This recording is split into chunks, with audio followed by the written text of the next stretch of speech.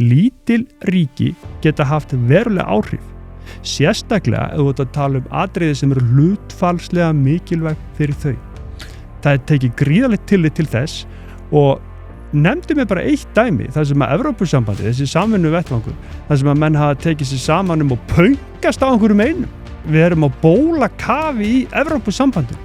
Innleiðingin af Evrópureglum hófst 1994 með EES-samningnum og skoða bara íslensku stofnanirnar og sem að er í Evrópuregluverki, taka þátt í evrópskri samvinnu, reyndar án atkvæðisréttar og það sem að voðalega lítið myndi breytast við aðild. Og það að við séum ekki búin að klára aðildarsamning, það er staðreynd, en við munum gera einn daginn. Veljum þá tímasetninguna sem er rétt. Jæja, Hjálmar, hvernig líður okkur? Bara vel, maður, föstudagur og svona. Já, heyrðu, það er föstudagi. Hvað þarf að gera um helgina? Ég er að fara á Arnarvatnsseiðina og það þarf að fara að veiða með sonum mínum og frændum. Já, við sjáum til hvort þú náið því, því að við ætlum ekki að fara hérna út fyrir en að annarkvort þú ert orðinn sannfærður það að segja nei eða ég já. En óháð öllu þá þurfum við að verða sammála það hvernig við ætlum að kjósa í ágúst. Er ég til í það? Það ekki? Jú, ég er alltaf til í það. Tökumst í hendur upp á það? Já. Hérna, sko, ég ætla að byrja þetta út af því að ég var með Jónas hérna og sko, Jónas hann ætla að fara í stjórnmál sko, hann er mjög slingur í þessu. Hann er svo viðkunnalegur. Sem er alveg óþolandi og hérna ég gerði mér ekkert grein út ég hafði ekki hitt hann áður sko og ég hefði náttúrulega átt að vita þetta þannig að ég ætla ekki að láta þig komast upp með sömu hérna út af því að svona núna fyrst ef við hittum sko þá verðist þú vera viðkunnalegur líka. Ég er það samt ekki sko. Nei, það var bara og mér er alveg sama hvort þú sért það eða ekki því að við ætlum ekki að vera vinir eftir þetta sko þegar við horfum á Evrópusambandið. Já. Þú ert núna í forsvari fyrir sjáhreyfinguna og þú er líki hvað allir þeir sem eru í þessu sjá og í ágúst og þessu dóti það er svona slagorðin eru skemmtilegri jámegin en við ætlum ekki að vera að tala um slagorðin. Sammála. Hvað er það við regluverk Evrópusambandsins sem að þú telur að við myndum koma til með að græða á myndum við ganga inn í Evrópusambandið og ég veit þetta snýst aðelda viðræður núna 29. ágúst en við hugsaum bara svona 2 leiki fram í tíma við segjum já í ágúst, við förum í aðelda viðræður við Evrópusambandið, við þyrftum að taka upp það regluverk hvað er það við regluverkið og fyrirkomulag Evrópusambandsins sem þú telur að er til hagsbóta fyrir Ísland Það eru til spurningar þar sem að þú átt að svara já eða nei en það er ekki til neitt gott svar við því og fyrsta spurningin myndi ég segja að það er hverju staða Íslands í dag. Við erum á bólakafi inn í Evrópusambandinu í gegnum EES og þú getur fundið reglur þar sem að er alls ekkert góðar, slæma reglur sem að menn hafi farið bara overboard í eitthvað rugl eða gleymt að gera eitthvað en við erum með ágætis reynslu 32 ára reynslu af því að taka reglur sem að Evrópusambandið setur og innleiða hingað og heilt yfir að þá hefur það verið fínt. Þegar maður er að hugsa þetta í stóru myndinni að þá er í staðinn fyrir að fara í einstök smáatriði að þá þarf maður að skoða ferlið. Þú veist, hvernig setur Evrópusambandið reglur?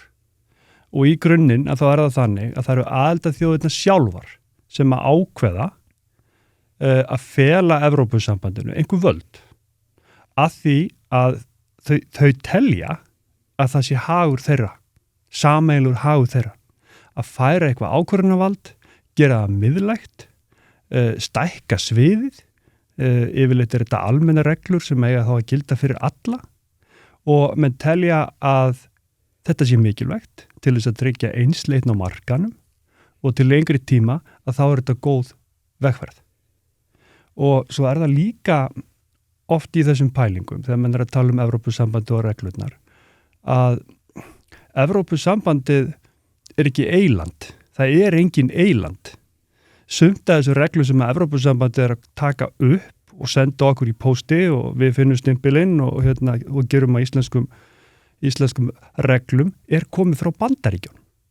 Margt í sambandi við bankalöggjöfina, 9/11, knowing your customer og allt þetta eftirlit með þú ert að flytja peninga. Þetta var ekki fundið upp í Brussel. Þannig að heimurinn samofinn. Og þessi hugmynd sko, það best að við stjórnum okkur bara öllu sjálf og gerum þetta bara alveg þetta íslenskum aðstæðum eitthvað svona. Þú ert í útflutningi. Þú þarft að aðlaga þig ef þú ætlar að eiga viðskipti við Kína. Og það eru þeir sem að setja reglurnar. Alveg það sama þú ætlar að selja til Bandaríkjana eða Evrópu. Við erum í heimi þar sem að lífskjör heilt yfir í heiminum hafa aukist, réttindi borgara hafa aukist, alls konar forvarnar dót sem að stundum fer allt og langt, en við þurfum bara að spila með. Við erum ekki að fara að breyta heiminum. Nei, en aftur á móti Kína til gott dæmi nákvæmlega þetta, þar sem að við gátum aðlaga íslenska staðla að hinnum kínverskum, þannig að það væri á ákjósanlegan máta og þess vegna eru við með fríverslunarsamning við Kína sem að Evrópusambandið ekki. Og þetta svolítið góða punktur einmitt út af því að við erum í útflutningi að við þurfum ekki að vera að ráðfæra okkur við hagsmuni 27 annara ríkja þegar við erum að gera slíka samninga, heldur getum við á okkar eigin forræði farið út í slíka vegferð. Þannig að Kína einmitt mjög gott dæmi það hvernig Evrópusambandsaðild myndi koma til með að hamla því að við gætum verið í að bæta okkar útflutningsgetu og okkar svona stöðu á heimsmarkaðanum. Myndir aðeins flóknari með Kína. Ég þekki þetta ekki smáatriðum en sagan sem sagt að Kína vildi gera fríverslunarsamning við Evrópuríki og í Asíu að þá hugsa menn oft í öldum. Menn að hugsa miklu lengra fram í tíman sko. Og menn voru komnir með samning við Noreg, svo gott síðan varð Nóbels nefndinni það á að veita friðarverðlaun til einhvers sem að Kína ég man eftir þessu. Og þá voru menn að leita að einhverjum öðrum. Frábært að Ísland sé með fríverslunarsamning við Kína, en við þurfum að tala samningin eins og hann í fyrsta lagi og skoða tölurnar að þá að koma inn vörur fyrir einhverja 160-70 miljardar á ári, við erum að flytja út fyrir 25. Einhver myndi segja að þetta væri ekki góður samningur. Punkturinn minn ekki hvort að samningurinn hafi verið góður eða ekki. Punkturinn minn sá að við gátum á okkar eigin forræði farið í slíka samningsgerð. Við getum farið í einhverjar bollaleggingar það hvort að viðskiptajöfnuðurinn sé nægilega ákjósanlegur fyrir Ísland og að þar fram til götunum. Við getum líka sagt honum upp. Rétt. Þannig að ef okkur myndi ekki hugnast þessi viðskipta ójöfnuður þá getum við bara sagt honum upp. Rétt. Ef við værum hins vegar í Evrópusambandinu að þá erum við hvorki að semja með ganga að slíku fyrirkomulagi né að segja okkur úr því. Akkurat. Og það það sem ég hef áhyggjur af og það við verum sérstaklega að tala þessi mál. Já, en ef við tökum Kínasamningin En Kínasamningun ekki punktur. Nei, ég skil, en hvaða aðrir samningar sem að Ísland hefur gert, því að nú höfum við verið fullvalda þjóð í nokkuð mörg ár, einhver annar samningur sem þú trefin af? Já, Indland, til dæmis. Við gerðum ekki samning við Indland. Gerðum við ekki samning við Indland? EFTA-samningur. Það var ekki við sem vorum að sækjast eftir því. EFTA allavega smærra batteri. Ég að segja... Já, smærra batteri. Við erum í skottinu það líka. Heldur þú að það eftir að gera einhverja fríverslunarsamninga, heldur þú að við séum að stjórna Sviss og Noregi? Já, hættu þessu. Þú veist alveg að þetta ekki punkturinn. Já, punkturinn þessi, Tóti. Viðskiptasamningarnir ekki punkturinn. Punkturinn sá að við skulum samt klára það. Af hverju? Og það ekki punkturinn. Jú, af því að punkturinn þessi, við höfum gert 2 samninga í lýðveldissögunni sjálf. Annar við Færeyinga, og það bara frábært, og hinn við Kína. Og Kína þessi forsaga að við vorum að vinna í þessu með Norðmönnum og við komum hingað fínt, ég styð að þessi tollfrelsi, ég styð að við getum selt til margra landa, en Evrópusambandi sjálft, með fríverslunarsamninga við 80 ríki, þar á nokkuð spennandi ríki, eins og Japan og eins og í Suður-Ameríku. Þannig að, og það ekki þannig að Evrópusambandið get ekki gert samning við Kína, Kínverjarnir vilja það er Evrópusambandið sem vilja ekki. Evrópusambandsmarkaðurinn sá markaður sem allir, alls staðar í heiminum, að minnsta kosti vilja komast inn á. Það fátt meira svalandi en að fá sér einn ískaldan hvort sem það í sólinni eftir langan vinnudag eða við fögnuð með góðum vinum. Kaldi á einfaldlega alltaf við þar sem hann bætir og kætir aðstæðurnar.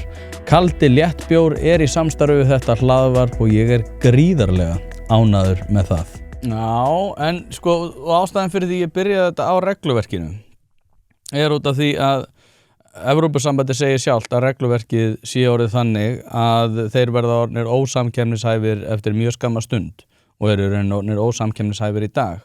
Ég var með Sigurð Hannesson í gær sem hjá framkvæmdastjóri Samtaka iðnaðarins. Akkurat. Og hann bendir á það og ég ætla reyndar að líka skamma Samtaka iðnaðarins fyrir það, en ég ætla aftur á móti að benda á það að þetta sko með hugverka iðnaðinn eitthvað sem að geti orðið stærri stoð heldur en sjávarútvegurinn og líklega stærsta stoð Íslands. Sammála. Já.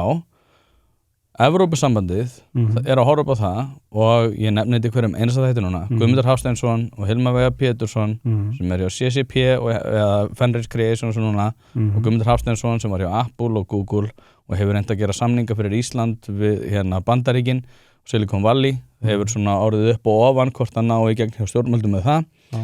Þeir segja báðir að Evrópa hefur verið að fjármagna röngu hlutina eins og Hilmar Veigar kom sérstaklega inn á. Guðmundur Hafsteinsson sagði, heyrðu, bara nýsköpunarfyrirtæki flytja sig bara til Bandaríkjanna út af því að það hræðilegt að vinna innan regluverks sambandsins. Núna þegar að hugverkaiðnaðurinn gæti orðið stærsta stoð okkar Íslendinga að þá segjum við, já heyrðu, svo ætlum við að skrifa upp á regluverk þar sem að þeir sjálfur viðurkenna að þeir eru orðnir algjörlega ósamkeppnishæfir. Finnst þér þetta ekki skrítið? Í fyrsta lagi að þá þetta ekki svona einfalt. Þú ert vissulega með skýrslur og vissulega með virta menn sem að tala að Evrópa sé að missa lestinni og allt svona, en þetta ekki þannig að það séu allir sammála það. Þú ert með fyrirtæki sem að gera blúsandi nýsköpun í Evrópu. Þetta svakalega mismunandi eftir aðildarríkjum, þannig að þetta ekki svona einsleitt. Og hvað planið? Þú veist, þú ert að tala að reglurnar séu hamlandi. Þetta reglurnar sem við erum að innleiða í hverju viku. Nei, það ekki rétt. Þetta með persónuverndarlöggjöf og fleira sem að sérstaklega hamla hugverkaiðnaðinum. Eitthvað sem að við erum ekki að innleiða hér á landi. Þú ert kannski búin að skoða þetta betur en ég. En þetta segja persónuverndarlög Evrópusambandsins sem að nú komið inn á innri markaðinn, að það sé ekki að fara að skila sér í gegnum EES. Nei. Ertu viss um það? Ég ekkert viss um það, en ég ætla bara rétt að vona að við stöndum í lappina, sérstaklega þegar að hugverkaiðnaðurinn að verða svo stór stóð. Þá ætla ég rétt að vona að við stöndum í lappina gagnvart því. Skoðum tölurnar, Tóti, að frá 94 að þá eru konar 14.000 gerðir frá Evrópusambandinu í gegnum innri markaðinn. Við höfum við getum náttúrulega frestað í að innleiða hlutina, en við höfum ekki hafnað einni einustu.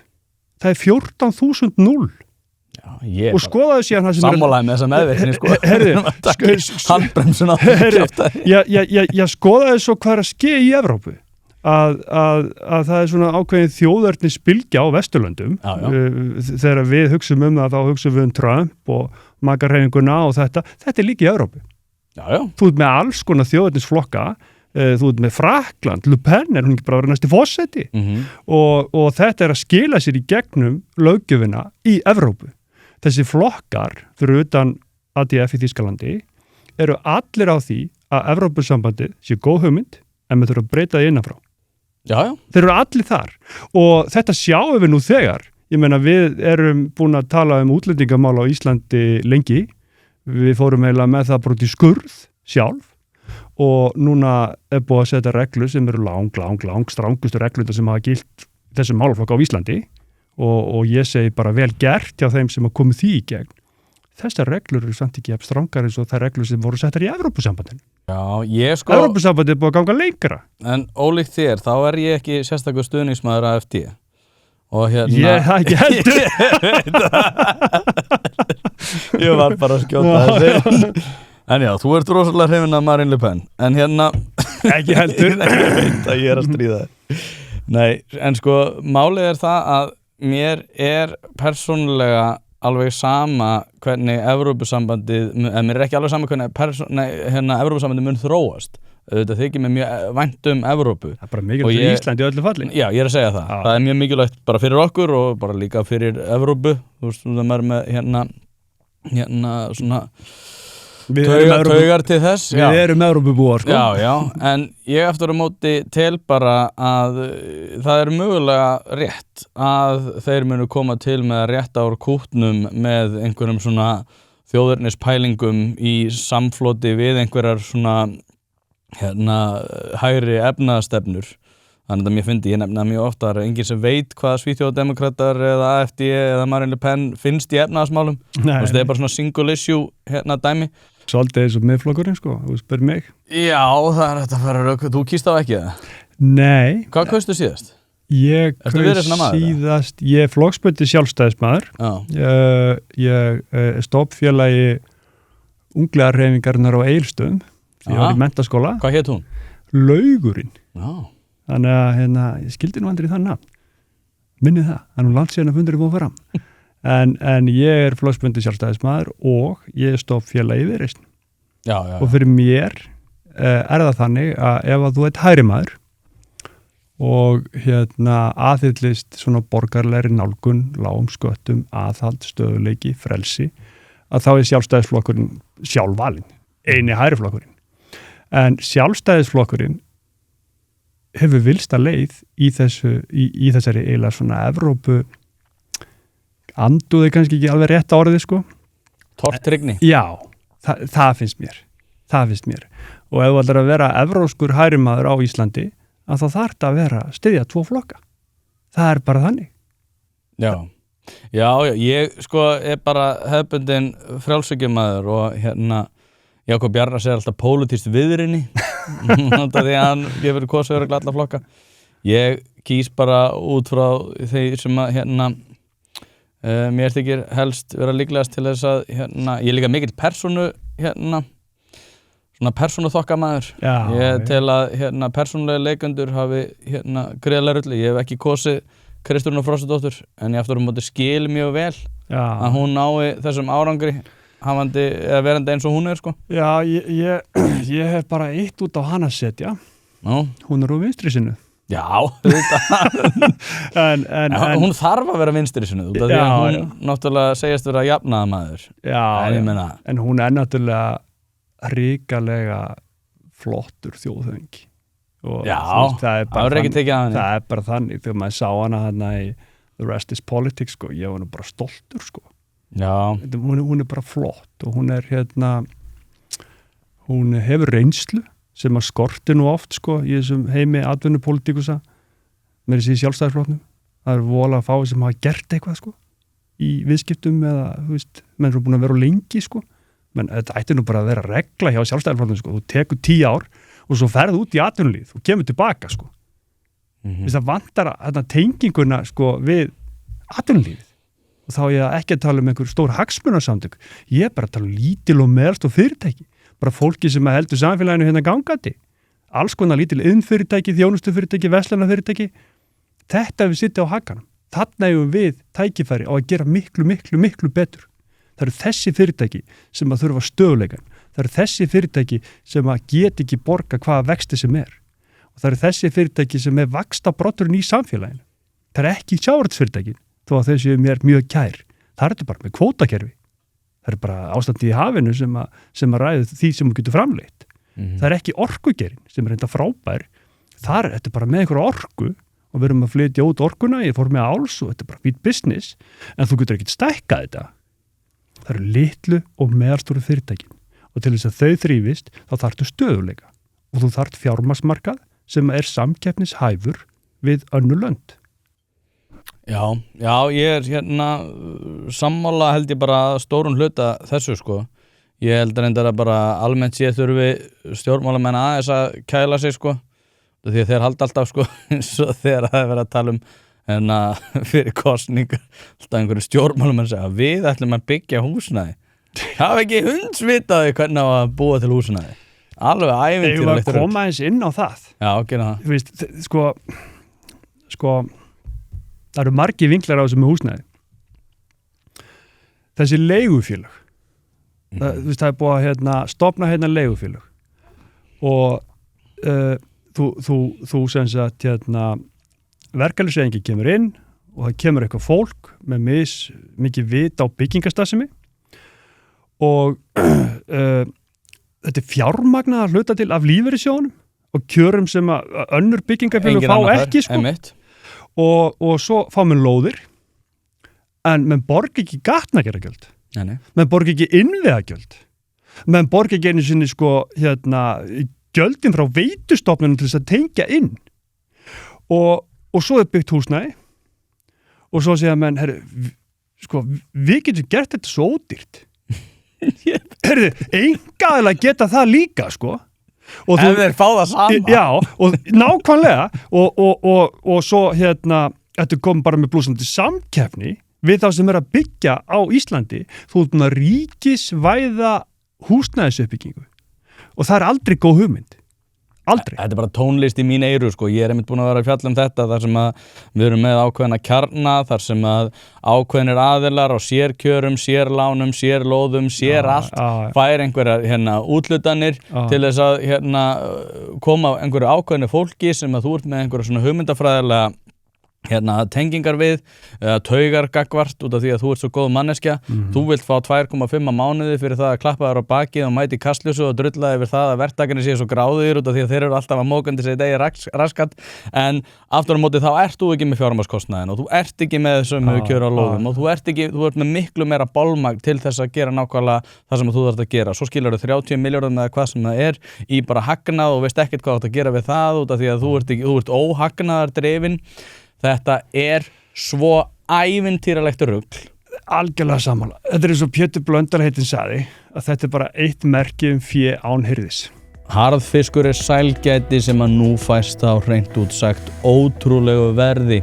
Þið fara núna inn á hrafnadalur@einpæling.is og færð heimsendan ótrúlega góðan harðfisk. Þannig að það er að gera. Senda e-mail á hrafnadalur@einpæling.is og fá þessa dýrindisvöru senda heim að dyrum.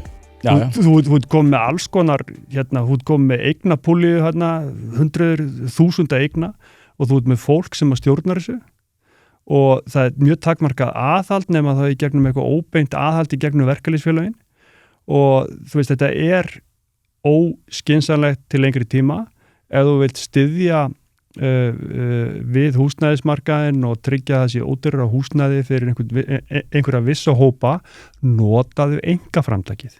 Vertu með þetta skilyrt, láttu þá einkaaðilana njóta þessara kjara, þeir eru alltaf að fara að gera það betur heldur en eitthvað félag sem er stofnað að verkalýðshreyfingunni. Þetta er jafnvel verra sko, þetta er ekki fé án hirðis, þetta er bara sko fé, þetta er eins og að sko segja að í fyrramálið þá er einhver bólugrafin óstaffaður táningur að fara að taka við brim og við erum að fara að gera ráð fyrir því að fyrirtæki muni að vera rekið jafn vel. Og það er þetta rugl sem er í gangi núna, þar sem að við erum með þessa verkalýðsforystu sem hefur ekki hundsvit á húsnæðisuppbyggingu, reyndar einnaðum orðið núna ráðherra í þessari ríkisstjórn sem er bara drulla yfir alla sem er einkaframtakin út af því þeir eru svo gráðugir og hann getur gert þetta miklu betur. Ævintýralegt rugl. Það sem að þú ert með fjármagnskostnað og bara betri kjör á öllu getur svo mætt og þetta er náttúrulega snýst líka það að eins og Konráð Guðjónsson kom inn á í þætti hjá mér. Hann sagði sko, ok, ég skil alveg að uppbygging geti verið á ákveðnum forsendum og við getum gert ákveðna hluti, en af hverju þarf lágtekjufólk og þeir sem þurfa á húsnæði að halda en hafa ekki alveg efni á því, af hverju þurfa alltaf nýjar íbúðir? Það er út af því að þetta fólk vil koma með lyklana og segja, vá, Rúf, sjáuði mig, ég er að rétta lyklana yfir borðið, það er ég sem er svo góð manneskja og sjáuði fjölskylduna sem ég bjargaði sem að ömulegir verktakar eða leigusalar er ekki búin að sjá Góða punktur. En Tóti, það er eitt í sambandi við byggingamarkaðinn og íbúðamarkaðinn sem að hefur ekkert verið rætt svakalega mikið Í sambandi við ESB? Í sambandi við ESB þá? Nei, svona óbeint sko. Þú veist, við erum að tala að húsnæði er svo dýrt á Íslandi og það er dýrt. Hluta til út á launum að vísa er launakostnaður, kannski beitt launakostnaður og byggingastæði ekkert svakalega hátt hlutfall sko, af heildinni sko, en það er slatti. En stærsti kostnaðurinn, ef maður horfir á þetta svona úr fjarlægð, eru gæðin á þeim byggingum sem að við erum að byggja. Þú veist, ég held að við séum heimsmeistarar í húsamíklu og þú ert að byggja svo marga byggingar tvisvar og heilda kostnaðurinn fyrir kerfið þegar þú ert með nýlega byggingu og kannski ekki eins og norðin 10 ára, sko. Þú veist, húsa á endast í allan 100 ár og þú þarft að rífa allt og skipta út öllu og þetta er samfélagslegu kostnaður og þetta fer náttúrulega inn í íbúðaverð líka óbeint, þetta lekur út allt og ég tengi þetta við óstöðuleikan.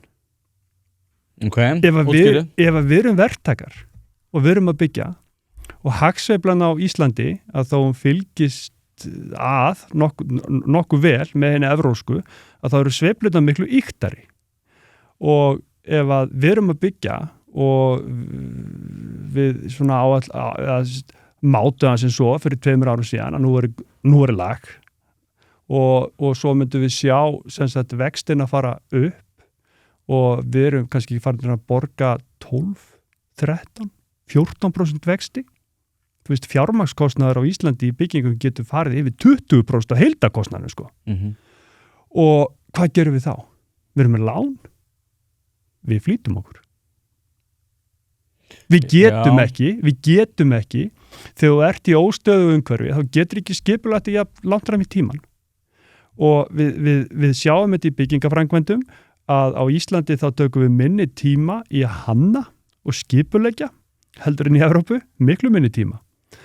Og við erum að vinna þetta á miklu meiri yfirvinnu heldur en gengur og gerist og að því að sveiflunar eru svo miklar að þá eru þessi fyrirtæki sem eru að byggja þau eru kannski með svona kjarna af starfsmönnum sem er ekkit svakalega mikið síðan þegar það myndast lag að þá flytja með fólk inn og ég farið á byggingarstað það sem er verið að byggja fjölbýli fyrir fólk og þú ert með 5 mismunandi móðurmál á byggingarstað. Já.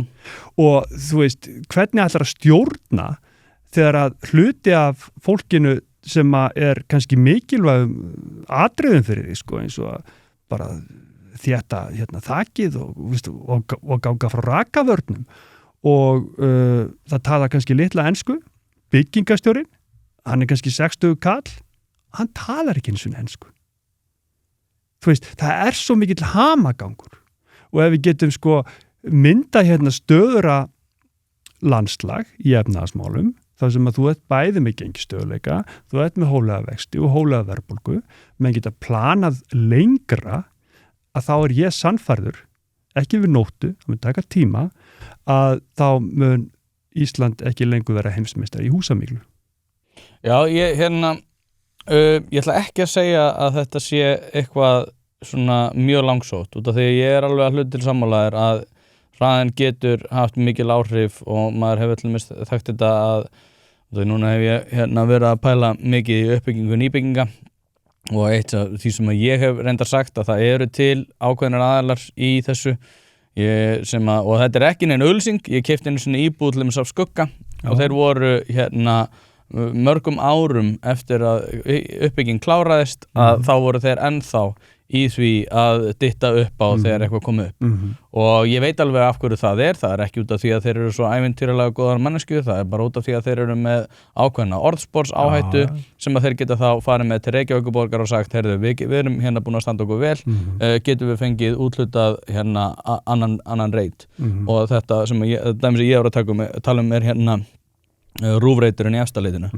en það sem hefur náttúrulega verið vandinn er að það er rosalega takmarkað framboð á lóðum. Þannig að þessi svona náttúrulega orðspors-þróun sem hefði getað myndast til þess á byggingamarkaði hefur ekki orðið til komið upp, er ekki til staðar einfaldlega út af því að við höfum verið að takmarka svo mikið þessi gæði og þar af leiðandi vitum við rauninni allt og lítið byggingaverktakana sem er að fá lóðir sérkennilegt líka hvað þetta er allt stórir kjarnar það þurfa alltaf að vera svona stórir verktakar sem eru í þessu í staðin fyrir að láta reyna á mismunandi verktaka, sjá hvernig þeir standa sig ef þeir standa sig vel þá færð þú úthlutaðar lóðir ef þeir standa sig ekki vel og svo náttúrulega Reykjavíkurborg bara stórkostlega búið að vera stórkostlega skrítið batteri í þessu öllu en í sambandi við stöðuleikan að þá en bara til að klára þetta sko, þú veist, ég ekki að segja sko, það eru til mjög góð fyrirtæki á byggingamarkaði, alveg eins og þú nefndir sko, sem að eru bara með hlutina í lagi, með gamla hérna Gunnar og Gylfa og GG-verk og fleiri sko, Ístak náttúrulega í stóru framkvæmdum sem eru bara flott fyrirtæki, en þessar sveiflur ég meina, og það bara, þú veist, alveg sama hversu góður úr í einhverju, að þegar þessi hvati fyrir hendi, að þá verður þetta alltaf erfiðara. Já, það er rétt. Hái vextir, að þá fara menn að flýta sér. Já, það er hérna, og svo náttúrulega er þetta stóru leyti líka rekið með undirverktökum, sem að, þú veist, þessi stóru fyrirtæki fá náttúrulega reynslu af og allt annað, þannig að einhverju leyti jafnast þetta út, en hins vegar það rétt hjá þér að fjármagnskostnaður er allt of hár og það þrýstir rosalega mikið á verðið. Svo voru náttúrulega með svo ævintýralega vitlausar hérna hugmyndir í peningastefnumálum. Þrátt fyrir það að ég sé búinn að vera mjög jákvæður gagnvart Ásgeiri undanfarið, að þá var ég mjög pirraður út í hann árið 2020 og þegar hann fór að auka hérna peningamagn í umferð með því að lækka stýrivexti svona mikið, þá keypti ég mér 400 lítra hérna frystikistu og fyllti hann af kjöti og ég vissi að verðbólga myndi koma til með að hækka. Þrátt fyrir það að Sigurður Ingi væri hérna, við munum vaxa úr vandanum og við ætlum bara að taka alltaf fjárstreymi sem að kæmi með 2 milljónum ferðamanna og nýta það í innlenda, út af því að við varum svo með 5.000 krónar gjafabréf til þess að fara á hótel út á landi og það myndi einhvern veginn rétta af stöðuna. Náttúrulega mistum aðeins hausinn. En með Ásgeir sko, og þetta sko, menn hafa sagt, tökum til heima hjá okkur. Við þurfum að gera þetta allt sjálf. Og það er mikið til í. Við erum búin að vera með krónuna í smá tíma. Við byrjum 1922. Þannig að þetta er ekki ný tilraun sko. Við höfum telt fram okkar allra sterkasta liði. Ásgeir er flottur í þessu. Við vorum með pólitískt skilur. Þú veist, Davíð Oddsson var að glíma við þetta. Hann náður enda fínum árangri, ekki tvolega löngum en samt. Þú varst með, og hann var ekki sko eitt sko, þú varst með Geir Horti, Friðrik Sófusson. Við höfum stilt upp A-liðinu í hagstjórn á löngum köflum. Því besta fólki sem að völ er á Íslandi. Niðurstaðan liggur fyrir. Þú getur ekki deilt hana. Við erum með hérna meðaltali verðbólgu sem er 2 stafa tala. Það er meðaltalið sko. Marga áratugi aftur í tíman. Já, en ég meina að þú veist bara verðbólgan skoða bara síðustu 20 ár sko. Þú veist þetta hefur, við höfum náð rönni og þú eru þá að miðaði við þessi lönd sem við erum að miða okkur við í Vestur-Evrópu, þú veist. Við höfum aldrei verið á pari við þau nema bara í örskamastund. Og þetta er ekki að því að við erum ekki með rétta fólkið. Það er bara vitleysa. Þetta er út af því að verkefnið, þegar þú ert með smæsta gjaldmiðil í heimi, að tryggja vísaf stöðuleika sem er þá gengistöðuleiki, lág verðbólga, lágu vextir. Þetta er svo hrikalega erfitt verkefni. Þetta er ekki þannig að þú fáir einhvern sérfræðinga sunnan sem er að fara að redda þessu sko. Verkefni breytist ekkert. Við höfum náð að tryggja gengistöðuleika núna, það er gott og það hefur stutt þá við að verðbólgan er þó ekki meira en hún er. En að gera þetta allt í einu, að þetta er svona, ég hugsa þetta svona svolítið eins og línudans, hefur þið gengið á línu? Ekki nýlega. Nei. Sleitt hásinn, það er erfitt fyrir mig. Ok, en þú hefur verið í 5 leikum sem út með svona jafnvægisstöng, sem hún lappar á sko.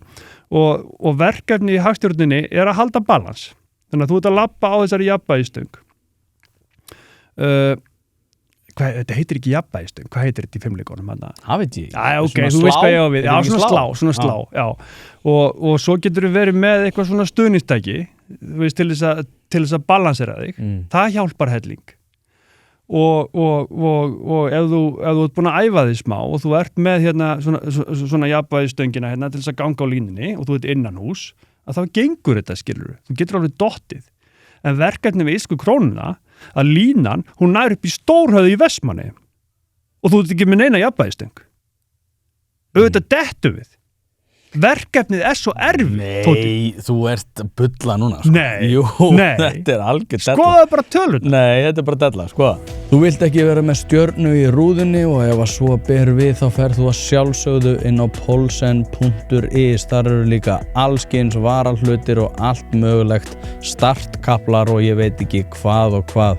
Ef þú har til dæmis að endurnýja ferðavörurnar svo að þetta sé tilbúið fyrir síðustu ferðalögi núna í haust, eða þá einfallega vera bara aðeins framsýn og vera búin að græja þetta fyrir næsta sumar þannig að þú þurfir ekki að vera hugaði þá. Poulsen.is kippir þessu öllu í liðin, þannig að endilega kíkið á allt úrvalið en sérstaklega ef að þeir eru með stjörnu í rúðinni að græja það 1, 2 og bingo.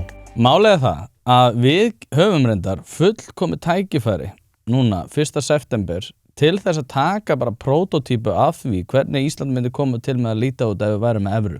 Og þá segir ríkisstjórnin við stéttarfélögin og samtök atvinnulífsins, við ætlum ekki að koma nálægt þessu, þið dílið við þetta og við tökum þetta í stað þess að vera að dæla einhverju bull í fjármunum ríkisvaldsins og annara í það að greiða upp launakostnað og mat fyrir alla og við erum komið með svona Mamdani smávöruverslanir út allt. Í staðan fyrir að ríkið farið þá leið og þá segir ríkið, herru, við ætlum ekki að snerta þetta, þið dílið við þetta og við tökum ekki með því í okkar launakjör. Þá erum við að fara að sjá það hvernig það að taka út svona ágreining í atvinnuleysi. Þá erum við að fara að skoða það í stað þess að vera með sjálfstæða stefnu og ég pínu sammálaður. Ég mikill Milton Friedman bara frjálshyggjumæður. Við eigum ekki að vera peningaprenta okkur alltaf út vandamálunum út af því að það að lokum fer bara á fasteignamarkaðinn og aðra sveiflur sem að fyrirtæki þurfa að taka svo með af. Verðbólga bara skattur. Já, en við getum þá bara að prófa það. En við höfum alveg tækin til þess að gera þetta sjálf, en út af því þú sagðir við værum ekki með rétta fólkið, ég ætla bara að ganga svo langt að segja, já, við vorum ekki með rétta fólkið, út af því að þú verður að hafa einhver sem getur staðið í lappinnar. Nei, Tóti, sko, við höfum bara verið með topp fólk, ég meina Halldór Benjamin, ég hef mikla trú á honum, mjög flottu maður. Hann var fyrir SA og samdi. Ég ætla nú ekki að kenna honum það allt, þetta líka spurningin baklandið. Hann samdi við Eflingu og hvað? Laun hækkuðu 50% á 6 árum og með kölluðu stöðugleikasamning. Ekki lægi með fólk eða? Fyrsta sem ég spurði Margréti Oddsdóttur var hvort að hún ætlaði líka að klúðra málunum eins og Halldór Benjamin þegar hann tók við og samþykkti lífskjarasamningana. Já, þetta bara galið, ég meina að sjálfsögðu og það þú ert að segja að sé ekki rétt fólk, nei, kannski voru við ekki með rétt fólk. Þetta rétt fólk, þetta okkar besta fólk, þetta spurningin verkefnið, að þegar þú ert með krónu og það búa nú slatta fólk í heiminum, 10 milljarðar eða eitthvað, við erum 400.000, hvað eru margir á Íslandi sem að treysta á krónuna? Hvað eru margir sem eru til að lána pening á þess að sé verðtryggður? Hvað eru margir sem eru til í að gera kjarasamninga að þess að sé eitthvað knockout tengt verðlagi? Við treystum henni ekki sjálf og auðvitað treystir umheimurinn ekki krónunni heldur. Og við þurfum, ef við viljum ná gengistöðuleika, lágum vöxtum, lágri verðbólgu, þá þurfum við samvinnu við aðra. Við þurfum utanaðkomandi aðhald og við þurfum líka að vera með alvöru sjóði sem að styðja við gjaldmiðilinn. Menn að segja að þessi gjaldeyrisjóð hvað heitir þetta aftur? Sjóður hjá Seðlabankanum gjaldeyrisvaraforðinn að hann sé svo svakalega hár ég man ekki hvað það sé 800 milljarðar eða 1000 ég held að sé aðeins undir 1000 það nú eftir hvað gengi á krónun ef við erum að tala um eitthvað í krónum 1000, já. Það í íslenskum krónum. Normenn eru með olíusjóð sem að styður óbeint við gengi þeirra. Þeir eru með sjóð sem eru 2000 milljarðar, við með 1000, en það í dollarum, sko. Þeir eru með 2000 milljarðar dollara sjóð til þess að styðja við sína krónu. Við erum með lífeyrissjóðskerfi sem er samt líka í, ef ég að skilja þetta rétt, eitthvað áþekkt því sem er í ólífeyrissjóðnum? Nei, minna, ég var að fletta þessu upp einhvern daginn. En það samt, þú voru að taka með af því líka, við erum með fjármagna lífeyrissjóðskerfi sem að... Það frábært, það eitt af bara bestu kerfum sem við höfum á Íslandi, það fiskveiðistjórnarkerfi og lífeyrissjóðskerfi. En sko, punkturinn þessi, olíusjóðurinn, það bara framleiðsla á peningum daginn út og daginn inn, hann bara stækka. Lífeyrissjóðskerfið, það líka tekið út úr því, sko. Þannig að þetta ekki alveg sambarlegt. Og svo líka að olíusjóðurinn ríkissjóður. Það ríkið sem á hann. Íslenska ríkið sem betur fer og Seðlabankinn, þau geta ekki farið til þín Tóti og tekið að þið lífeyrispartnaðinn. Þú átt hann. Það er annað. Já, en ég skil samt ekki eitt hjá ykkur sem eru svona hallist að því að gæti orðið ákjósanlegt fá við góðan samninga að fara inn í ESB, að við gætum alveg tengt gjaldmiðlun okkar gagnvart einhverjum öðrum og þá erum við bara alltaf föst í því og ég er alveg hrifinn af því, ég er bara ég vil sjá sköpunareyðilegginguna eða creative destruction kapitalismans bara að verki og við bara sjá bara dóminóin falla svolítið það sem þau gera í gegnum frelsið ég hlindu því en það að ætla að taka upp regluverk Evrópusambandsins eins og við vorum að ræða í byrjun til þess að gera það, þú sagðir að þetta væri bara einhver skýrsla, ég hef heyrt aðra að segja það að Draghi-skýrslan sé svona bara eitthvað svona, já þetta er bara ein skýrsla, það er alls konar hugmyndir, heyrðu, hún er nú ekki bara minna mikilvæg heldur en það, en að framkvæmdastjórnin kemur ekki fram öðruvísi en að vera með einhvers konar umræðu það hvernig Evrópusambandið þarf að þróast með Draghi-skýrsluna og Enrico Letta-skýrsluna sem grunnforsendu fyrir því hvernig þeir eru að hreyfa sig. Lagarde kemur fram og segir, heyrðu, bankakerfið okkar er orðið ósamkeppnishæft. Maria Louise Albuquerque sem er framkvæmdastjórn Evrópusambandsins, hún kemur fram, bankakerfið okkar er orðið ósamkeppnishæft, við erum ekki að fara að sjá fram að það geta bætt úr þessu. Draghi segir, heyrðu, það tekur 19 mánuði að meðaltali að ná einhvers konar regluverki í gegn, þetta er ævintýralega svifaseint batteri en þegar að þeir reyna að breyta einhverju eins og þeir reyndu að gera með landbúnaðarmálin að þá eru bara 16 aðildarríki sem að segja einfaldlega nei og þurfti bara 1 við ætlum að fara að ganga þarna inn út af hverju? Sko, förum í Draghi en fyrst í sambandi við peningamálin og einhliða upptöku búið að skoða þetta það eru 2 raunhæfir kostir það er króna eða upptaka evru sem Evrópusambandsland. Af hverju sem Evrópusambandsland? Að því að einhliða upptaka Tóti, það er langversta, skilur við. Þú ert þá... Hver er raunverulega munurinn? Þú afsalaðir möguleikan að prenta peninga. Þannig að þú getur ekki lækka gengið og búið til verðbólgu. Aðildarríki er ekki með möguleikan til að prenta peninga. Nei, ég veit það. En á sama tíma, og þú ert búin að afsalaði þessu, sem er mikilvægt, þetta er heldur rökin fyrir krónunni, að þá ert ekki með neitt lánveitenda til þrautar vara. Þú ert ekki með neitt bakhjarl. Sko, þetta getur hentað einhverjum business á Íslandi, en almenning á Íslandi að fara að taka upp dollar eða evra, verið þá mest skást að taka upp evru, við erum náttúrulega mest í viðskiptu þar, bæði í innflutningi og útflutningi, að þetta er bara ekki góð hugmynd. Nei, ég er sammála þetta sé ekki góð hugmynd, en það er bara, hvernig bakhjarlar, bara eins og Grikkir fengu bakhjarla í kringum hrunið. Til dæmis. En það var ekki gott. Ekki gott, ég meina þeir fengu þú allan að lána á kjörum sem enginn vildi lána þeim. Nei, en þeir alltaf aftur á móti benda á það að ástæðan fyrir því að þeir eru að stóru hluta ekki komin búin að rétt úr kútnum síðan ákvæðlega út af því að þeir voru með þessa evru. Tóti, sko, vandi Grikkja er fyrst og fremst Grikkjum að kenna. Já, þeir voru að falsa þeir fölsuðu fjárlögu hjá sér og allt sem kom frá ríkinu, þetta var kerfisbundið svindl, þeir lugu sig inn í evruna og þeir þurfa bara að díla við það sjálfur. Þannig er það í Evrópusambandinu, hver er sinna gefið smiður og ef að þú drullar upp á bak, að þá skal þú díla við það. Já. Það er enginn að fara að borga það fyrir því. Akkur ættu við að fara í bandala með svona skussum? Með svona skussum? Af því að þeir eru 1 þjóð 27. Það eru alls konar þjóður inni. Já, ég trú ekki að þið finnist þetta. Þú ert svo klár, sko. Nei, Tóti, sko, þetta er ekki þannig með sko, Evrópusambandið eru ríki sem ákveða að vinna saman. Þetta er samstarf. Og þetta er ekki þannig að þú getur tekið einhvern veginn, eins og stundu sagt, sko, að með fara á þyrlunni, sko, og svo byrju, hvar getur við fundið hátt atvinnuleysi? Ekki Danmörku, ekki á Írland, nei, við skulum ekki tala um Luxemburg, heyrðu, Spán, förum til Spánar, heyrðu, ríkisskuldir, já, bara Grikkland, og svo velja menn alltaf Þið gerir þetta alveg líka. Nei, ég get ekki talað fyrir aðra. Ég vil bara bera mig saman við Svíþjóð og Danmörku. Nei, ég meina ef þú ert að bera saman Ísland í þessari flóru í samvinnu, skilurðu, að þá lítur náttúrulega til þeirra þjóða sem eru lýðræðisþjóðir, hafa verið að lengi, eru með kerfin svona þokkalegi lagi, við erum reyndar með að deil til að kemur ríkisskuldum.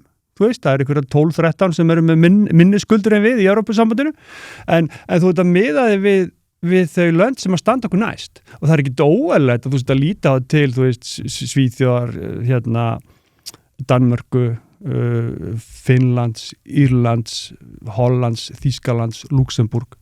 Þú veist, þetta eru svona vestrænar lýðræðisþjóðir og þeim vegnar ákveði vel, það er ekki allt fullkomið þar. En ég meina það er miklu betri samaburður heldur en að fara að tala Grikkland. Þú veist, það er annað. Sama hvort við förum í ESB eða ekki, þá er gríðarlega mikilvægt að við hugsum heilsuna. Þess vegna er þetta hlaðvarp í samstarfi við heitirpottar.is þar sem að þú getur fengið heita pott, sánu, saltvatnspott, kaldan pott og allt sem að hugurinn getur girnst í þeim efnum. Þeir á heitum pottum láta einfallega draum þinn rætast með því að koma þínum útfærslum til leiða. Sama hvort þú vilt gera þetta heima hjá þér, í sumarbústaðnum eða annar staðar að þá ferðu á heitirpottar.is. Eins og ég segi, opið alla daga og ég lofa ykkur því að þið verið ekki fyrir vonbrigðum. En varandi Draghi-skýrsluna, að því að þú ert svo djúpur í þessu, búin að skoða þetta svo mikið, að þá þarf ég eiginlega að fá minnisblöðið mín. Kóttu með það? Bara endilega. Já, af því að Þú þurftir ekki eins og að nefna, þú hefði getað verið með þetta allt, þú hefði getað þóst verið með þetta allt á reynu og því að það sést ekki í minnisblöðin. Já, af því að ég reyni mér finnst svo leiðilegt að hafa rangt fyrir mér, en það er nú samt þannig. Eins og að þú hafi rangt fyrir ég hef náttúrulega rangt fyrir mér eins og aðri en það er nú samt þannig eins og ég held að það hafi verið Albert Einstein og ég er ekki þarna hann sagði þeir dagar sem að ég hef rangt fyrir mér eru bestu dagar lífsmíns. Ég sammála því. Því að þá veit ég að ég sé að læra eitthvað. Ég er þar. Já, ég er ekki alveg þar. Ég er svo helviti. Ég reyna að komast á. Okay. En ég hef þetta samt í huga stundum. Draghi-skýrslan, hryggstykki í henni er ekki veikleikar. Okay. Það eru styrkleikar. Og gagnrýnin beinir svakalega mikið að því að menn sé ekki að nýta styrkleikana sem eru augljósir. Og þeir eru innri markaðurinn sem á að samþætta ennþá meira þannig að þú vilt hafa þetta einsleitt sem er ríkalega mikilvægt fyrir alla markaði, sömu reglur fyrir alla. Menn eru með afganga viðskiptajöfni og ef þú skoða bara skuldastöðu, þú veist, Evrópuríkjana að þú ert með Grikkland sem er yfir Bandaríkin, það eru mjög fá ríki sem að skulda meir en Bandaríkin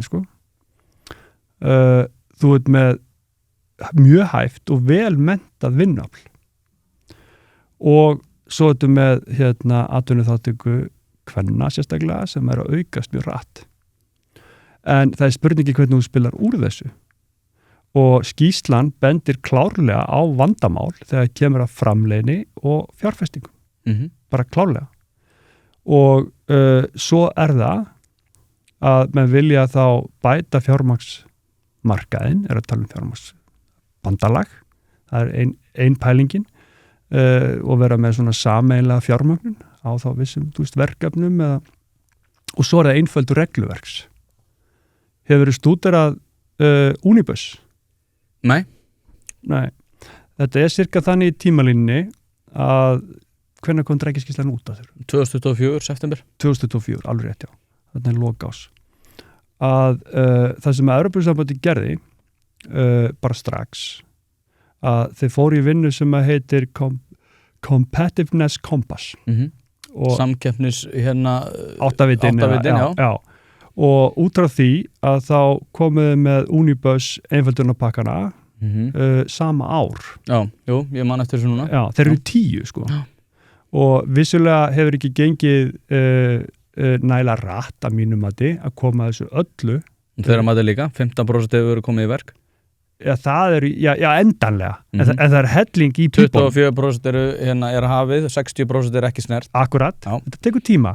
Og þannig erum við að tala um sko hver er andstaðan við hringlandahátt? Það er stöðuleiki, eða ekki? Og ef þú velur leið stöðuleikans, þá er viðbragðsflýtið ekki það sama. Þannig að þetta snýst að hugsa þetta ekki í 1 eða 2 árum eða 3 árum. Evrópubúar hugsa í áratugum, Asíubúar í öldum. Íslendingar í dögum. Já, það liggur við sko. Enda erum við með heimsmet í húsamiklu. En það er bara hellingur í gangi við að einfalda regluverk og markmiðin eru að draga saman 35% byrði á lítil og meðalstór fyrirtæki. Þetta er bara byrjað. Þú ert með alls konar skýrslugjöf, varandi umhverfisskýrslu og eitthvað svona og menn eru búin að hækka mörkin, að litlu og meðalstór fyrirtækin falli ekki undir þetta. Menn eru að vinna alveg á trilljón í þessu á hraða Evrópusambandsins sem er ekki sama og hraðin okkar. Okay. Og svo er annað í þessu líka sem að skipta svo máli. Ég vil að bregðast aðeins við þessu þetta er búið að vera skemmtileg yfirferð og eins og ég segi, 15% hefur endanlega verið komið til framkvæmda aftur á móti. Er það ekki bara ágætt? Nei, það er nefnilega þegar þú fer að greina það hvaða atriði þetta eru, þá er þetta það atriði sem í rauninni hefur verið hvað sem er skýtlétt að koma til framkvæmda. Þessi 60% sem hefur ekki verið ennþá snert er bara eins og þegar við vorum senast í aðildarumsókn, þegar við förum ekkert í erfiðu hlutina út af því að það er einfaldlega óyfirstíganlegt. Framkvæmdastjórnin var núna einmitt með vísan til skýrslunar að benda á það að þeir þyrftu landbúnaður í kringum 34% af öllum heildarfjárlögum Evrópusambandsins. Þeir vildu skera það þriðjung en 16 aðildarríki sögðu bara heyrðu nei, við getum ekki gert það og þar af leiðandi stoppar það. Það er mjög mörg atriði sem að þú nefnir hana sem eru ekki samhæfanleg. Þú nefndi líka að einsleitni markaðarins þurfa að vera algjörlega fyrir hendi en aftur á móti þegar við horfum til dæmis bara stökum Íslandi sem dæmi, við þurfum að bregðast við mjög ólíkum aðstæðum, til dæmis eins og með landbúnað. Við getum ekki verið að taka upp landbúnaðarstefnu Evrópusambandsins. Þess vegna, við fáum þessar 62 breiddargráðu sérlausnir sem að byggir bara á því að við fáum að fjármagna okkar eigin landbúnað meira heldur en önnur ríki. Aftur á móti þá þyrftu við að vera að taka upp það regluverk sem að er til dæmis í löndum sem eru miklu heitari. Það að markaðurinn verði einsleitur getur ekki verið gott fyrir ríki sem er með allt öðruvísi aðstæður. Þú talaður fjármögnuna, það er eiginlega stærsti þáttur dragiskýrslunar fyrir utan kannski orkumál sem er fyrsti kafli þessara djúpgreiningar. Þú sagðir að þeir þurftu að bæta sig í fjárfestingum og það er alveg rétt. Draghi nefnir það að 750 til 800 milljarðar evra á ári þarf til þess að rétta úr kútnum. Evrópubúar eru með töluvert meiri sparnað heldur en eins og Bandaríkjamenn eða í kringum 1400 milljarðar evra á meðan Bandaríkin eru í kringum 800 milljarðar evra. Af hverju er það? Það er út af því að Bandaríkjamenn treysta sínu fjárfestingum miklu betur innan Bandaríkjamarkaðar heldur en Evrópubúar gera innan Evrópumarkaðar. Þetta fé er ekki að skila sér inn á markaðinn. Vandinn við allt þetta er það að núna eru fjárlög Evrópusambandsins frá 2028 til 2034 komin út. Það bendir til þess að Evrópusambandi gerir ráð fyrir 44 milljarða króna fjárfestingum á ári næstu 8 eða 7 árin. Það er neikvætt, eða? Það er mjög neikvætt. Út af því að Draghi gerði ráð fyrir 750 til 800 milljarða fjárfestingum á ári yfir þetta tímabil. Bruegel sem er hugveita innan Brussel sem vinnur sérstaklega mikið fyrir Evrópusambandið. Það er endars óháð hugveita en Evrópusambandið aftur á móti tekur mjög mikið markaði og tekur ákvarðanir út frá því. Þeir benda á það og í skýrslu sem þeir gefa út sem heitir Draghi on a shoestring eða bara Draghi hengdur upp á snæri. Evrópusambandið er búið að gefast upp á þeim áformum sem að Draghi bendir á að þurfi að bæta úr innan Evrópusambandsins. Þannig að það að fara að segja mér að Evrópusambandið sé eitthvað að bregðast við þessu, í fyrsta lagi, það er rétt. Þeir í rauninni taka engar ákvarðanir öðruvísi en að það vísa í Draghi. Hins vegar er það ekki rétt að þetta sé að ganga eitthvað vel. Þetta er að ganga hræðilega og allar hugveitur innan Brussel. Tóti, þar er ég bara ekki sammála. Tölurnar benda ekki til neins annars og hugveitur innan Brussel sem var unnin af 3 virtustu hagfræðingum Bruegel sem er þessi hugveita. Hefurðu lesið það sem að Krugman hefur sagt í Draghi-skýrsluna? Krugman hefur ekki haft rétt fyrir sér frá því að hann fekk Nóbelsverðlaunin, sko. Þú veist, Krugman hefur, ég er alveg sammálaður þar. Er Draghi, sko, þú áttar þig á því í hverju Draghi góður, sko. Þú áttar á því hvernig skýrsla þetta er. Þetta er sjálfsgagnrýni skýrsla. Já. Þetta er ekki efnahagsleg greining, það er ekki hans sterka hlið. Hann var seðlabankastjóri, þetta er víst efnahagsleg greining. Já, hans sterku hliðar fræðilega eru svona í stefnumótandi ákvörðun. Já, sem hefur að gera með fjárfestingar. Að sjálfsögðu, tengst þetta allt. En þú ert bara með gagnrýni á hans narrativ, menn tala að hann sé að draga upp allt og dökka mynd fyrir framkvæmdastjórnina sem að vill koma umbótaverkum áfram, er þetta frábært. Og þess skýrslan er sett sem sjálfsgagnrýni innrýni, draga fram veikleikana, vissulega benda menn á styrkleikana og gagnrýnin er mikið að menn sé ekki að nýta styrkleikana nægilega vel og það að menn séu búin að innleiða, 25% á Unibus. Nei, 24%. Já, á einu ári. Já. Mér finnst það bara helviti vel gert. Nei, ekki innleiða, þeir eru 15% að fullu innleiða, 24% er að hluta til hafið. Ok, þá þú tekur það saman að þá ertu komin eitthvað 40% á einu ári. Mér finnst það bara frábært. Á 2 árum. 2 árum. Já, skýrslan kom út. September 24. Já, en við tölum September er næsta mánuði, sko. Jú, en þú varst með kompass skýrsluna. Já, ok, ég skal viðkynna, það var janúar 25. Já. Og hvað? Ég meina, ef við að kíkja á hvernig við erum með þetta, því að við fengum svona vísa af sambærilegri skýrslu 2012, McKinsey skýrslan. Já. Ef við að fara yfir það? Já, sem við erum ekki múin að taka marka á. McKinsey gerir líka frábæra skýrslu heilbrigðismál árið 21 og við kostum henni líka á nýka. Þú ert að segja að Evrópusambandið sé búin að gera svo lítið á 1,5 ári og svo erum við skýrslu frá 2012 sem að McKinsey gerði og við erum ekki byrjuð. Come on! Við getum alveg tekið Ísland sem dæmi það hvernig við getum haft hlutina betur. Aftur á móti að þá gengur töluvert vel á Íslandi. Telur þú að Íslandi muni ganga betur á næstu 10 árum eða verð? Með að fara í Evrópusambandið? Nei, bara óháð öllu. Bara saman hvort það muni ganga í Evrópusambandið eða ekki, telur að Ísland verði betra eða verra á næstu 10 árum? Betra, pottet. Já. Telur að Evrópusambandið verði betra eða verra á næstu 10 árum? Já, ég held að. Er það? Þeir talið ekki sjálfur nefnilega. Nei, menn að framkvæmdastjórinn kemur fram í sjálf. Sko. Fyrir 2 vikum kom út skýrsla nákvæmlega þetta. Bankakerfið er ekki samkeppnishæft, þeir eru ekki að ná rétt úr kútnum í sambandi við nýsköpun, fjárfestingavandinn er fyrir hendi. Tóti, sko, Evrópusambandið er svakalega opið og transparent. Það er allt sem er gert að það er fyrir opnum tjöldum.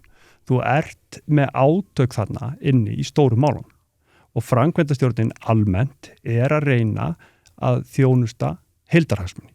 Það er þeirra hlutverk og þeir gera það bara að mínum mati, ég var nú að vinna í 17 ár inn í kerfinu, þeir gera það bara vel. Með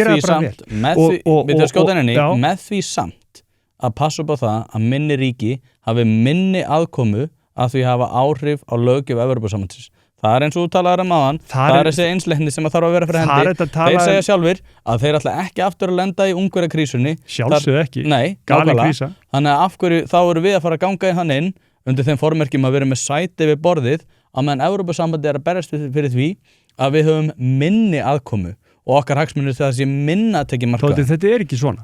Evrópusambandið, það er að segja framkvæmdastjórnin, það er alls konar hugmyndir að þeir hafa bent á Ungverjadæmið sem er galið, sko. Að Ungverjaland geti stoppað alla Evrópu, skilur, í einhverjum atriðum sem að tengja stríði í álfunni, skilur, algjörlega galið. Og menn hafa bent á það að það eigi að vera breytingar. Það eru konar fram hugmyndir. Smáríkin hafa ótrúlega mikið hlutfallslegt vægi. Það er eiginlega fráleitt. Ég skrifaði grein á Vísi, þetta er svona það sem á metur þetta qualified hlutfallslega og skoðar alla valmöguleika að þá getur þú sagt, þetta er reynda svolítið fært í stílinn að áhrifavægi Íslands jafngildir á við 15 milljónir þjóðverja og ef þú skoðar bara rannsóknir, það er búið að rannsaka hag samstarfsins á smærri ríki bæði efnahagslega og pólitískt, allar þessar skýrslur, smáríkin fá langt mest út úr þessu. Skoðaðu síðan ánægjuna, því að þetta er nú mælt alltaf reglulega. Hvaða ríki er það sem eru ánægðust? Það er ríkulöndin. Og smærri ríkin oft mjög ánægð. Lítil ríki, Írland, 92% ánægður. Danmörk, 91% ánægður. Luxemburg, það er eitthvað á þessu leveli. Þetta sko það eitthvað sem heitir lýðræði og það ekkit sangjant við það að 86 miljonar Þýskaland hafi sama vægi á Ísland. Það ekki lýðræði. Þetta samvinna og rödd lítilla ríkja og ég þekki það, ég var að vinna í Eistlandi lengi, þar af 17 ár inn í Evrópusambandinu, lítil ríki geta haft verulega áhrif. Sérstaklega ef þú ert að tala atriði sem eru hlutfallslega mikilvæg fyrir þau. Það tekið gríðalegt tillit til þess og nefndi mig bara eitt dæmi, það sem að Evrópusambandi, þessi samvinnu vettvangur, það sem að menn hafa tekið sér saman og pöngast á einhverjum einum. Bara fari í hagsmunnas, tekið af honum eitthvað. Írar? Nei. Jú, Írar hafa... þú meiri sjávarútvegsmálum, þú veist þetta alveg. Ástæðan fyrir því að hljóðið í þessu hlaðvarpi svona ótrúlega gott Þorgrímsson. Ótrúlegt úrval af öllu sem við kemur innréttingum og fleiru. Ef þú þarft að bæta hljóðvist eða gera þetta flottara, þá finnur Þorgrímsson lausn á því. Þeir geta jafnvel gert bæði í einu. Persónuleg þjónusta sem að ég hef náttúrulega nýtt mér gríðarlega mikið í þessu hlaðvarpi. Ótrúleg útsjónarsemi í því að koma með hugmyndir fyrir öll rými. Þetta nánast göldrum líkast. Þorgrímsson, kíkið að málið. Írar með reynslu af veiðum hafa bara fært út með einu pennastriki út af því að stóru löndin vildi þetta ekki lengur. Þetta er hagaákvæði frá 76? Nei, núna daginn. Það sem að þeir voru, það já, sem var afnumið. Dæmi. Ef við að fara yfir það aftur. Kóttu með það. Þannig að veistu að ég með þig. Herri, staðan svona og Írar ganga í Evrópusambandið 1976. Á þessum tímapunkti að þá sjávarútvegur gríðarlega mikilvægt fríland. Það voru til skýrslur sem að mátu vægi sjávarútvegsins, þetta var reynda með afleitum störfum sem er stundum ómetið, en með mátu þetta 8-12% af landsframleiðslunni. Þetta var gríðarlega mikilvægt. Og Írarnir segja, þeir komu með risa hafsvæði þarna, þeir segja sko að ef það er skarpur samdráttur í einhverjum stofni sem að þeir minimum Nei, þá aðrir að bæta þeim það. Þetta svona pólitískt samkomulag og Þýskaland kvittaði undir þetta og Danmörk og síðan nýju ríkin sem að komu síðan inn síðar að þau gangast undir þetta. Síðan líður tíminn og 1976 að þá var Írland eitt fátækasta ríki Vestur-Evrópu, eitthvað svoleiðis. Í dag að þá eru þeir ríkastir, ef þú skoða GDP, þessi þjóðatekjur á mann. Sjávarútvegur 0, eitthvað af þjóðarframleiðslunni og það verulegur samdráttur í makríl. Bara verulegur. Og við höfum fundið fyrir því líka á Íslandi. Þá segja Írarnir. Herri, við erum með sanning og þeir segja við þjóðverjan, þýska skipstjóran. Ég ætla að fá kvóta hjá þér að því að 1976 þá gerum við samning. Sjávarútvegurinn var svo mikilvægur og við vorum einn fátækasta þjóðin í Evrópu. Nú ætla ég að fá kvóta hjá þér. Og þeir segja líka meiri segja við Lettana og Litáin sko. Og þessar þjóðir segja bara, herðu, þessar forsendur eru brostnar sko. Þar á við gerum þetta makríll og við erum ekki eins og að veiða þetta í Írska hafinu, við erum að veiða þetta í breskum sjó sko. Við erum ekki að fara að láta ykkur hafa kvóta út af þessu. Þeir hafa kært þetta til Evrópudómstólsins og það þarna sem að styrku smáríkjana liggur. Ef það deila innan Evrópusambandsins, þá hefur þau alltaf, og menn eru búin að samþykkja það fyrirfram, þú hefur dómara til þess að leita til og skera úr þetta. Framkvæmdastjórn Evrópusambandsins sem að hefði getað stutt Írana og þeir hafa gert það í gegnum tíðina út af svipuðu málum sem að tengjast þessari hagbókun að þeir sögðu bara, nú gengur það langt sko. Þetta ekki sanngjarnt. Ok, en færum þetta þá yfir á Ísland. Myndi aðkoma íslenskra kjósenda að ákvarðanatöku sem hefur að gera með eigið líf minnka eða standa í stað myndi við ganga í Evrópusambandi? Það fyrir eftir því hvernig þú lítur á. Nei, Jú. Hjálmar. Tóti. Þetta er rosaleg. Nei, býtu. Sko, hugsum, þú ert með eitthvað land. Það land inn í Evrópusambandinu. og ef þú tekur alla reglur, öll lög, þá það 100%. Ok. Það bara 100%. Það bara alla reglurnar. Hluti af þessum reglum, að því þetta Evrópusambandsríki, koma frá Evrópusambandinu.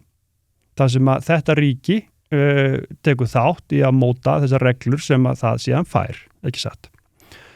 Og það sem ég sagði áðan, að ef að þú ert með land það sem að málefni sérstaklega mikilvægt fyrir landið, að þá fær það auki vægi. Að því að almenna reglan í Evrópusambandinu að þú reynir að vera með konsensus, þannig að allir séu sammála, sko. En ok, þetta eitthvað hlutfall af löggjöfin, af þessum 100%. Það rosalega erfitt að segja til hvað. Þetta svona einhvers staðar á bilinu 40 til 60-65% sem að menn setja bara sjálfur. Þú veist, hvert land setur fyrir sig, sko. En svo þessi sameiginlegi hluti. Og í dag að þá erum við að taka upp ríkalega mikið af þessu og við höfum engin völd. Við tökum upp 14% gegnum EES. Hvernig færi það út? Það bara samkvæmt skýrslum. Ég fæði ekki út. Það bara samkvæmt skýrslum erum við að taka 14-17% af regluverki Evrópusambandsins gegnum EES. Þetta svolítið góð pæling. Ein pæling. Sko, reglur eru mismunandi. Þú ert með reglugerðir og þú ert með lög og þetta alls konar, sko. Og þessi 14% tala að þá fórum við nú töldu sem sagt töldu öll skjölin. Þú getur verið með reglugerð sem svínapest og hún hálfblasja. Svo getur verið með aðra reglugerð sem bankalöggjöfin. Hún stór.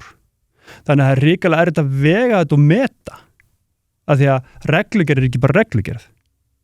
Lög ekki bara lög. En þetta var skoðað í Noregi og aftur, af því að ég vil helst ekki fara með rangt mál. Og að þá ég sleppti þessu. En ég man þetta nægilega vel. Ríkisstjórn Noregs andvíg Evrópusambandsaðild að þeir skipuðu nefnd. Þetta hefur verið... Hvenær var ríkisstjórn Noregs? Þeir eru búin að vera mjög hlindir, það að segja stjórnmála elitan búin að vera mjög hlind Evrópusambandseiningum í mjög langa tíma. Já, það náttúrulega sjálfstæðisflokkur Noregs. Já, þeir eru hlindir. Já, en þeir voru ekki ríkisstjórn þarna. Okay. Og ég held að það hefði verið Bondevík sem var forsætisráðherra, ég þó ekki alveg viss, skiptir ekki öllu máli. Men skipuðu nefnd, ætlaðu að skoða þetta. Hvað erum við að taka mikið af Evrópusambandsreglum? Bara meða við lönd sem eru inni. Og Normenn í Schengen svo við. Og það var prófessor við Óslóarháskóla sem skipaði 12 manna nefnd og með skoðið í 2 ár, fór í gegnum reglurnar og reyndi að meta vægi þeirra og áhrifin. Og niðurstaðan var, við erum að taka upp 2/3. 2/3, 70. Við gerum líka skýrslu og það komið upp úr henni að við erum að taka 17%. Þannig að telja allar, þú verður að gera þetta eins og Norðmennirnir gera. Af hverju? Af því ætlar að segja mig það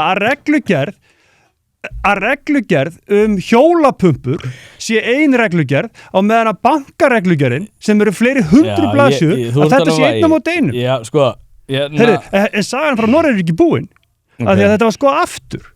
2022 ný nefnd að vísu voru ekki 12 í henni, ég held að það hefði verið 9 aftur 2 ár og menn skoðu þetta aftur reynda að meta þessar reglu sem að koma til Noregs og vægi þeirra og mikilvægi þeir staðfestu fyrir skýrslu. Þannig að sko við sjáum það bara hjá okkur Tóti, ég menna þú veist við erum með sko við erum á bólakafi í Evrópusambandinu. Innleiðingin að Evrópureglum hófst 1994 með EES-samningnum og skoða bara íslensku stofnanirnar og sem að í Evrópuregluverki taka þátt í evrópskri samvinnu, reyndar án atkvæðisréttar og það sem að voðalega lítið myndi breytast við aðild. Þetta eru sömu verkefnin, sömu reglurnar, sömu vinnuferlin, og þú ert með bara þungaveita stofnanir, fjármálaeftirlitið. Þetta svona ég kannski aðeins að fara í stílinn en þetta eru stofnanir sem eru de facto komnar inn í Evrópusambandið, lyfjastofnun, samgöngustofa, persónuvernd, samkeppniseftirlitið. ráðuneytin sjálf, allt sem að kemur að ríkisaðstoð, COVID-aðgerðirnar, það var samþykkt í Brussel. Við gátum ekki gert það sjálf, þegar við erum búin að taka þátt í þessu samstarfi og erum með ákveðna skuldbindingar.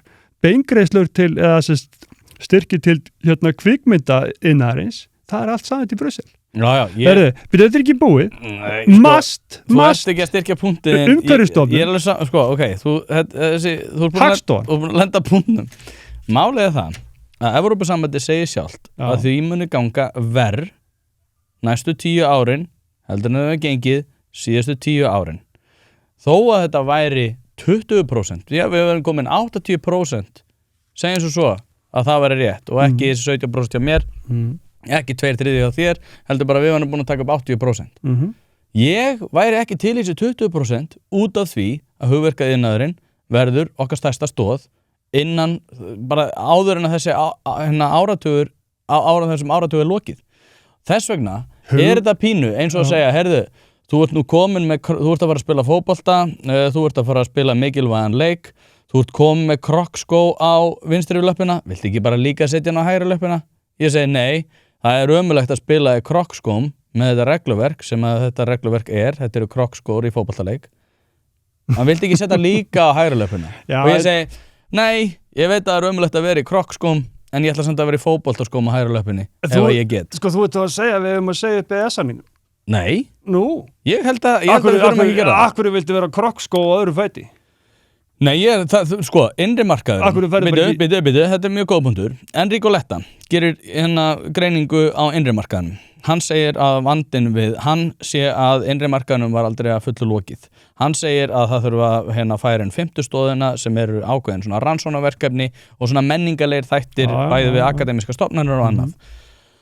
Hann segir einfaldlega að til þess að bæta úr þessu að þá þurfi einmitt eins og þú varst að nefna áðan meiri einsleitni. Ég held að þegar við erum að tala um meiri einsleitni innan Evrópusambandsins þá erum við að tala um vonda hluti fyrir okkur. Við erum að taka út af því að við þurfum að takast á við staðbundnar aðstæður sem hafa ekkert að gera með það sem er að gerast á meginlandi Evrópu. Ég får skjóta einnig örstuð því að þetta hefur farið vaxandi. Það er að segja og þetta er hluti af þessu Unibus pakka og það var byrjað áður en að það fór á stað að menn eru að taka sérstakt tillit til frávika og menn eru kerfisbundið að færa völd frá Evrópusambandinu sjálfu sem að aldaríkin fóluð í aftur heim í hérað. Þetta er í fullum gangi. Þetta er í fullum gangi, sko. Hlaðvarp í samstarfi bæjarins bestu pilsur, þetta auglýsir sér náttúrulega sjálft. Ef þú ert að fara að fá þér pilsu þá veistu nákvæmlega hvað þið langar í. Þið langar í bæjarins bestu pilsu og það er því ekki eftir neinu að bíða. Sölustaðir út allt land, þannig að endilega farðu og skelltu þessu hlaðvarp í eyrun og farðu og fá þér tvíhleypu. Ok, ég ætla samt að klára þetta með EES-samninginu hvort ég vil segja honum upp. Ég teli mitt að Evrópusambandið gegnum kól- og stálabandalagið hafði mjög góðar hugmyndir það hvernig var þetta straumlínulega ferla í sambandi við viðskipti og annað. Það að við séum með sameiginlega skilning á því hvernig viðskipti eiga að fara fram. Mikið er komið til framkvæmdar. Já, mikið komið til framkvæmdar og er mjög ákjósanlegt. Og þó að Schumann-samningurinn hafi á sínu tíma sem að kemur út 1950 kringu það, eða 52, ég man það ekki allavega, í honum þá koma fram mjög varhugaverðar hugmyndir einmitt ákveðið svona sambandsríki sem ég reyndar held að Evrópusambandið muni að óbreyttu nema að þínu menn í AfD muni koma til með að stoppa það að þá muni þeir færast nær því. Með Lissabon-samningnum þá var þessi samþætting of mikið að mínum mati komin inn. EES-samningurinn hefur þó það og einmitt er svolítið skrítið að þeir sem að fara að segja á við ESB aðild einmitt ekki að horfa til þess að við erum einmitt með bestu bitina gegnum EES. EES-samningurinn þó ennþá miklu áþekkari því sem að kól- og stálbandalagið með straumlínulegum ferlum var í upphafi. Það er að segja að við erum með ágæti þess hvað þýðir að vera inn í Evrópusambandinu einmitt með út af EES. Þess vegna myndi ég ekki vilja koma til með að segja þau upp. Hins vegar þá náttúrulega lýðræðislegt umboð eitthvað sem að myndi koma til með að minnka, myndi við gangin í ESB, aðkoma íslenskra kjósenda myndi koma til með að hafa minna vægi innan ESB heldur en að hefur akkurat núna. Þetta er huglægt. Nei, þið eru svo mikli spunameistarar. Ég ekki spunameistari. Jú, Pínu, þú ert alltaf að segja bara, það er flókið, Nei, Tóti. Hefði Dragiskýrslan einhver áhrif? Já, það nú bara finnum við bara eftir hvernig þú spyrir. Nei, Dragiskýrslan er frábært plagg, þetta er sjálfsgagnrýni, frábært plagg til þess að vinna út frá. En eitthvað sem við ættum að vinna út frá líka. Við ættum nú bara að byrja á McKinsey-skýrslunni frá 2012, sko. Ég skil ekki. En býtu, sko, ertu ekki sammála því, Tóti? Út að tala lýðræðislega áhrif. Og þess að Kristrún Frostdóttir, hún kallar með Tóti svona 30 sem við hverju þætti. En mjánaði með það. En ertu ekki sammála því að svona lýðræðisleg þáttaka og vægi borgarna á Íslandi til þess að móta sitt umhverfi og svona, að það er ekki að fara að minnka við það að við fáum þó þessa 5-6 þingmenn á Evrópuþinginu. Jú. Er það að fara að minnka við það? Já, það er að fara að minnka við það. Og það því við verðum tökum sjávarútveginn, landbúnaðinn, tollabandalagið og evruna útrýsviga. Af hverju? Að því. Hæ? Að því. Þetta er heildarpakki. Já, við komum að því seinna. Okay. Þannig að sótum með allt sem að tengist innri markanum, sem að hefur verið að stækka, málefnarsviðunum er alltaf að fjölga, sem að fara nú innri markaðinn, og það er ekki búið. Það er að koma fleiri pakkar inn sem að tengjast í. En það að við fengjum sætið í borðið, rödd í herbygginu, þessi frasar, að þú fengir eitthvað að segja þennan hluta. Væri það ekki til þess fallið að auka þá okkar vægi sem þjóðar áhrifamáttin á það reglu sem við erum að innleiða? Að við fengjum eitthvað það að segja? Jú, við varum að hafa meiri áhrif á þær reglur. Akkurat. Sem að við myndum þurfa að taka upp. Það er þá plús. Að minnka frelsi okkar til þess að taka sjálfstæðar ákvarðanir. Nei, við erum að tala EES-hlutan. Það að við fáum sæti við borðið til þess að hafa eitthvað það að segja hvernig þessar reglur eru útfærðar sem að við erum að taka upp í dag, það er jákvætt, eða ekki? Já, ég fann hvað með það að maður hlutfall þess sem að við erum eitthvað meira að taka upp í gennum EES ef við fengjum aðkomu að því. Já, til dæmis eins og ef við að tala ETS. Þannig að þetta ef við að tala stöðu Æslandir út af ETS. Já, þar mistum við hausinn og svo já við því. Já. Algjörlega. Og þú veist hvað gerir það? Og þú veist hver leiti það í lög. Þingmenn af 720 sé að fara að koma og segja, stöðum við þetta prógram? Kannski, ég skal segja þér á þetta. Býtu. Hver var það sem að leiti aftur þessa ETS reglur í lög? Jóhanna? Nei. Guðlaugur Þór? Rétt. Já. Að versta var að hann mundi það ekki. Ég heyrði þetta.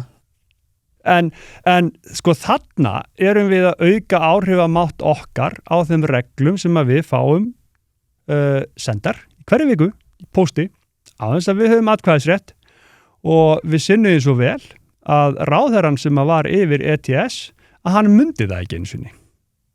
Þannig að þarna hefðum við eitthvað hlutin að segja og jú, Tóti, við höfum áhrif. Ég var að vinna inn í kerfinu í 17 ár með sértæka hagsmuni Íslands sem að tengist úthafsveiði og ég hafði áhrif á atriði sem að skipta Ísland verulegu máli. En þann dag í dag.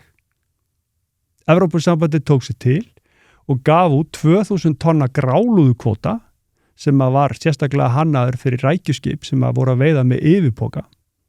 Svolítið tæknilegt. En þetta skipti Ísland og eistneska útgerðarhagsmuni gríðarlega miklu máli. Þetta var gefið út á Nefsvæðinu í Barentshafinu. Norðmennirnir voru brjálaðir en þegar Evrópusambandi gerir eitthvað þá hefur það vægi. Við getum ekki gert svona sem íslensk þjóð. Við reyndum að fiska þorsk þarna og enduðum með samning sem var ömurlegur. Þannig að við getum haft vægi. Ef að ég gat haft vægi og sjávarútvegur er ekki eins og það stór í Íslandi að hvað geti Ísland þá gert í hagsmunamálum sínum? Ég held að það sé bara hellingur, ekkert í mörgum málum, en í lykilmálum að þá höfum við vægi. Evrópusambandið sett þannig upp, þannig strúktúrin. Það hefur aldrei skeð að menn fari beint gegn hagsmunum einhvers eins. Þetta ekki samkoma sem að menn að leggja hvern annan í einelti. Þetta samkoma það sem menn að reyna að vinna saman, teksta alltaf vel? Nei. Teksta heilt yfir vel? Já. Og við höfum bara skoðun þeirra sem að búa í Evrópusambandinu mælda. Og það 74% ánægja. Og hvar ánægjan mest? Í ríkjunum sem borga mest. Já, eins og segi sko, þau mega bara vera ánægð með þetta en ég bara tel að Ísland yrði ekki ánægt. Við myndum bara, það var einn komið geggjaðan punkt. Hann sagði ég er ekki sammálaður allt, en aftur á móti að þá held ég að við ættum að segja nei í ágúst út af því að ef við myndum ganga inn í Evrópusambandið þá yrði Ísland vestfirðir Evrópusambandsins og ég var bara, wow, geggjaður punktur út af því að það verður ekkert hlustað á ykkur, við verðum með einhverja nokkra guffa eins og þið með eitthvað mikilmennsku brjálæði það sko, ég fór á Twitter og ég breytti löggjöfinni. Þetta náttúrulega bara einhver della í ykkur sem eru alveg búin að missa hausinn. Nei, sko Tóti, þetta snýst að hafa áhrif en ekki að ráða öllu. Það er stór munur þarna á milli.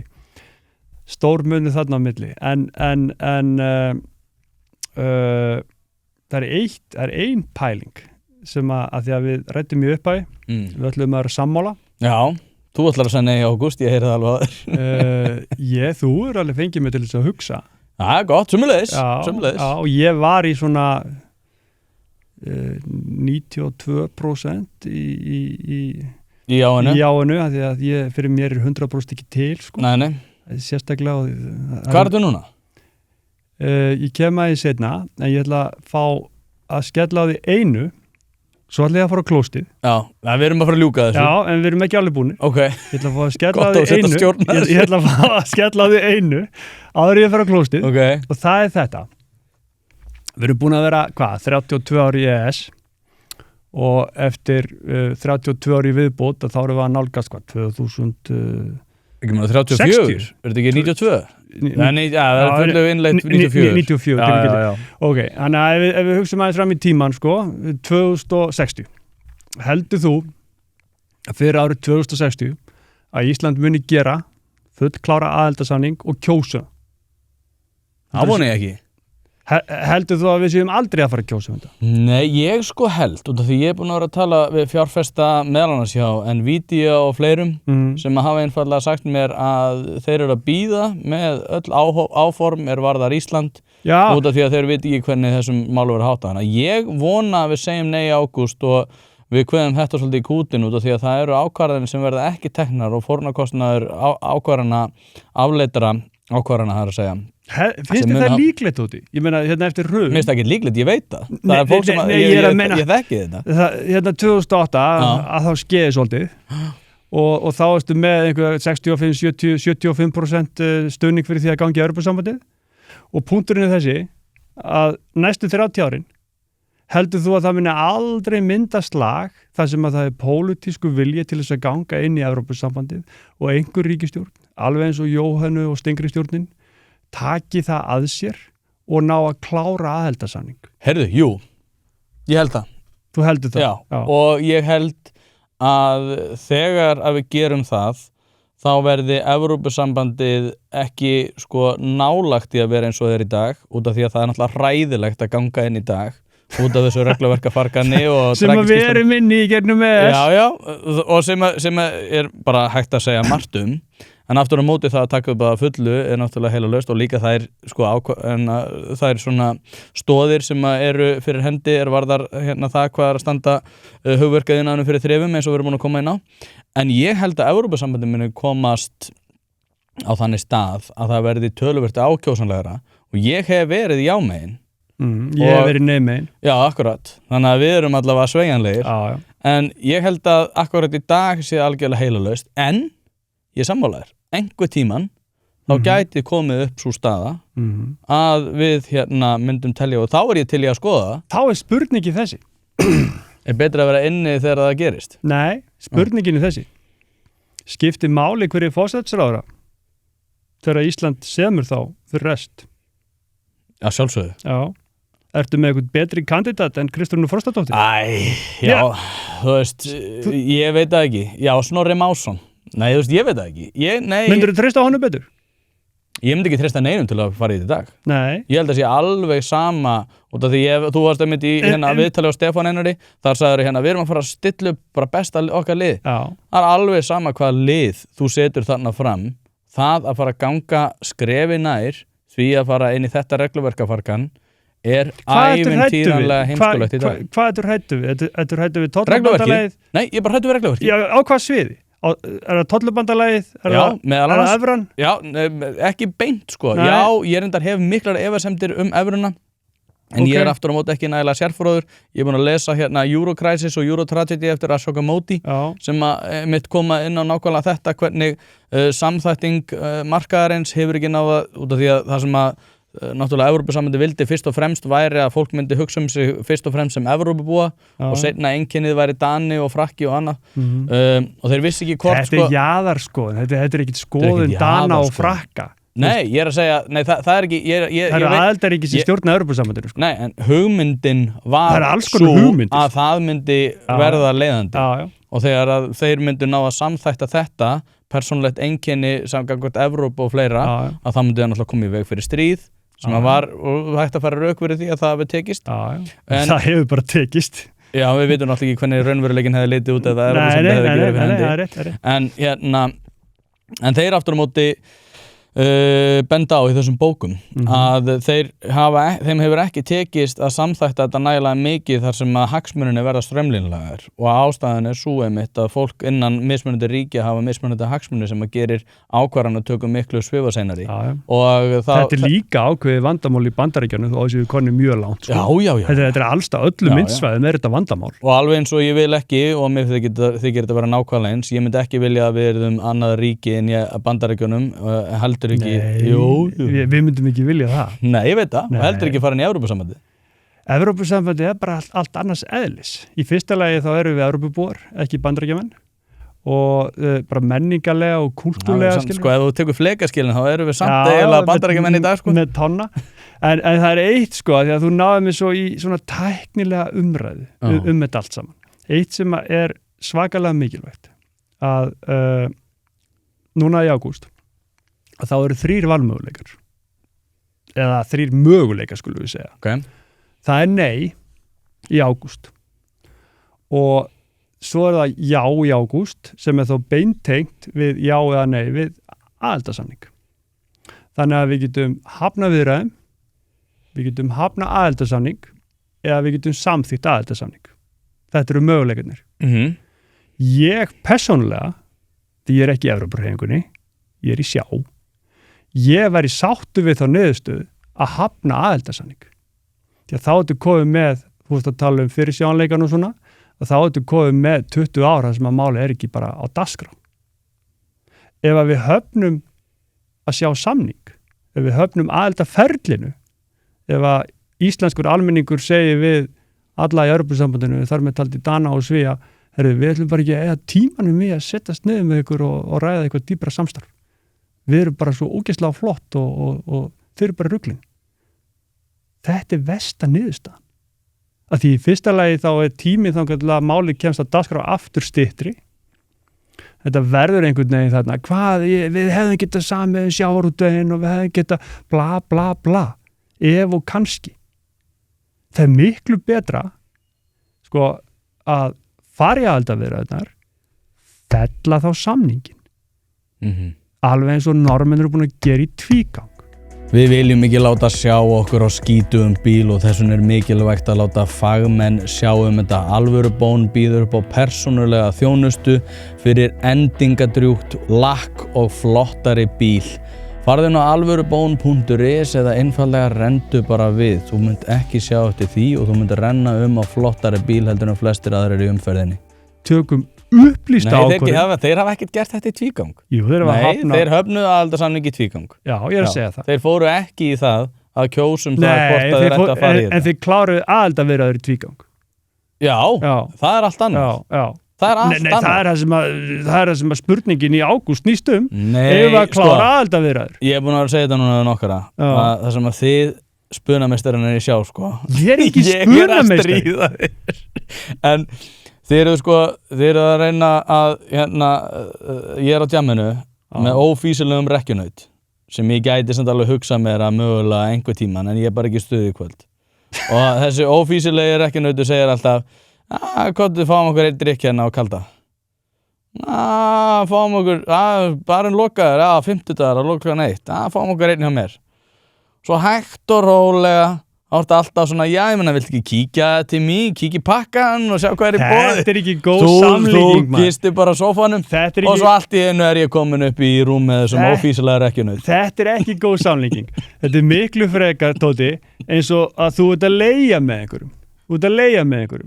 Og þið eru þarna með sikkur íbúðina á sama stigaganginum og þú ert búin að vera að leigja með honum bara í 32 ár og þetta er bara gengið heilt yfir vel, þú ert bara sáttu með hennar granna og svo segir grannin við þig, heyrðu Tóti, sko, þú ert með þvottavél og þurrkara og ég líka, ef við kannski að vera með þetta í annar íbúðinni og á móti að þá get ég gert eitthvað fyrir þig, ef við kannski aðeins að dýpka samvinnuna og þá er fyrsta spurningin, vikurnar ég að fara að semja, hef ég reynslu af samskiptum við viðkomandi, hvernig hefur það gengið?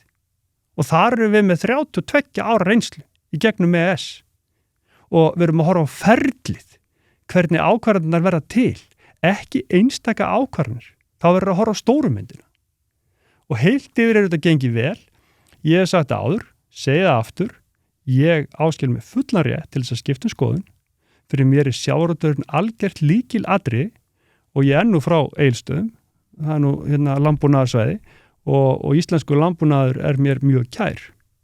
Ég hef þá trú, eftir að hafa unnið inn í kerfinu í 17 ár, að það sé eitt og annað að semja. Já. Ég held að sé þetta tryggja hagsmuni Íslands í sjávarútvegsmálum, ég hef minna vit á landbúnaðarmálunum, en ég hef heyrt fólk segja að það séu möguleika þar sem að geta tryggt hagsmuni íslenskra bænda. Bændasamtökin eru alveg bara að hörða mótið þessu. Já, en það er ekki allir bændur og þetta er svolítið eins og í sjávarútvegi. Ég hef ekki hitt hann bónda sem er hrifinn af þessu. Jú, ég veit á, en þetta er svolítið eins og... Þú er alveg hitt hann. Hitt hann neina. En þetta er svolítið eins og í sjávarútveginn, sko. Ég fór inn í Evrópusambandi með fyrirtækjunum sem ég stjórnaði. Ég ræk sama fyrirtæki utan sambandsins og svo 1. maí 2004 var fyrirtæki komið inn. Og ég hef alveg upplifað bæði slæma og góða hluti við sameiginlegu evrópsku sjávarútvegsstefnuna. Og þó að Ísland sé náttúrulega engan veginn Íslandi í fiskveiðum, að það gátu við alveg haft áhrif í lykilmálum. Og ég held að það séu sóknarfæri hérna fyrir íslenska sjávarútveg, alveg klárlega. Og ég meina sjávarútvegsfyrirtæki myndar þá að græða ævintýralega á þessu. Akkurju? Út af því að bara þau getur bara selt sig úr landi og fleira. Já, en ég menna, þú veist... Nei, ég menna, come on, þú verður að viðurkenna þetta. Sko, ef að þetta gengur eftir, að evran að Evrópusambands aðildin bara, þú veist, að í öllum löndunum að þá hafa vextir lækka bara við aðildina, sko, og síðan hafa vextirni lækka aftur þegar menn trúa því að menn sé að fara í evruna. Það hefur lækkað lítið við upptökuna á evrunni sjálfri, því að þá er vaxtalækkunin komin. En ef vexti lækka, að þá hækka náttúrulega allir eignamarkaðir. Já. Það er almennt, sko. Og þá myndum við miklu líklega að verða eins og í Evrópu, þar sem ungt fólk kemst ekki inn á húsnæðismarkað. Þetta er nefnilega algert rugl. Hvað meinaru? Þetta er algert rugl. Af hverju segir það? Ég hef talað við mjög sérfróða menn sem að vinna í fasteignamálunum. Ok, segðu mér þá eitt. Hvað er maður? Við erum með bæjarstjóra Íslands. Hann ætliða í Ölfus. Já. Það ætti að klóna. Bæjarstjóra Íslands? Já, þú ætti bara að klóna hann ætliða og hann ætti að vera í öllum bæjum. Ég er sammála því. Já. Skulum við gefa Hildi smá breyki Reykjavík. Sjáum hvernig það gengur. Hún er borgarstjóri. En bæjarstjóri. Já, ok. Ástís getur orðið sár. Já, rétt. En þarna er gæi sem hefur verið með lóðaframboð.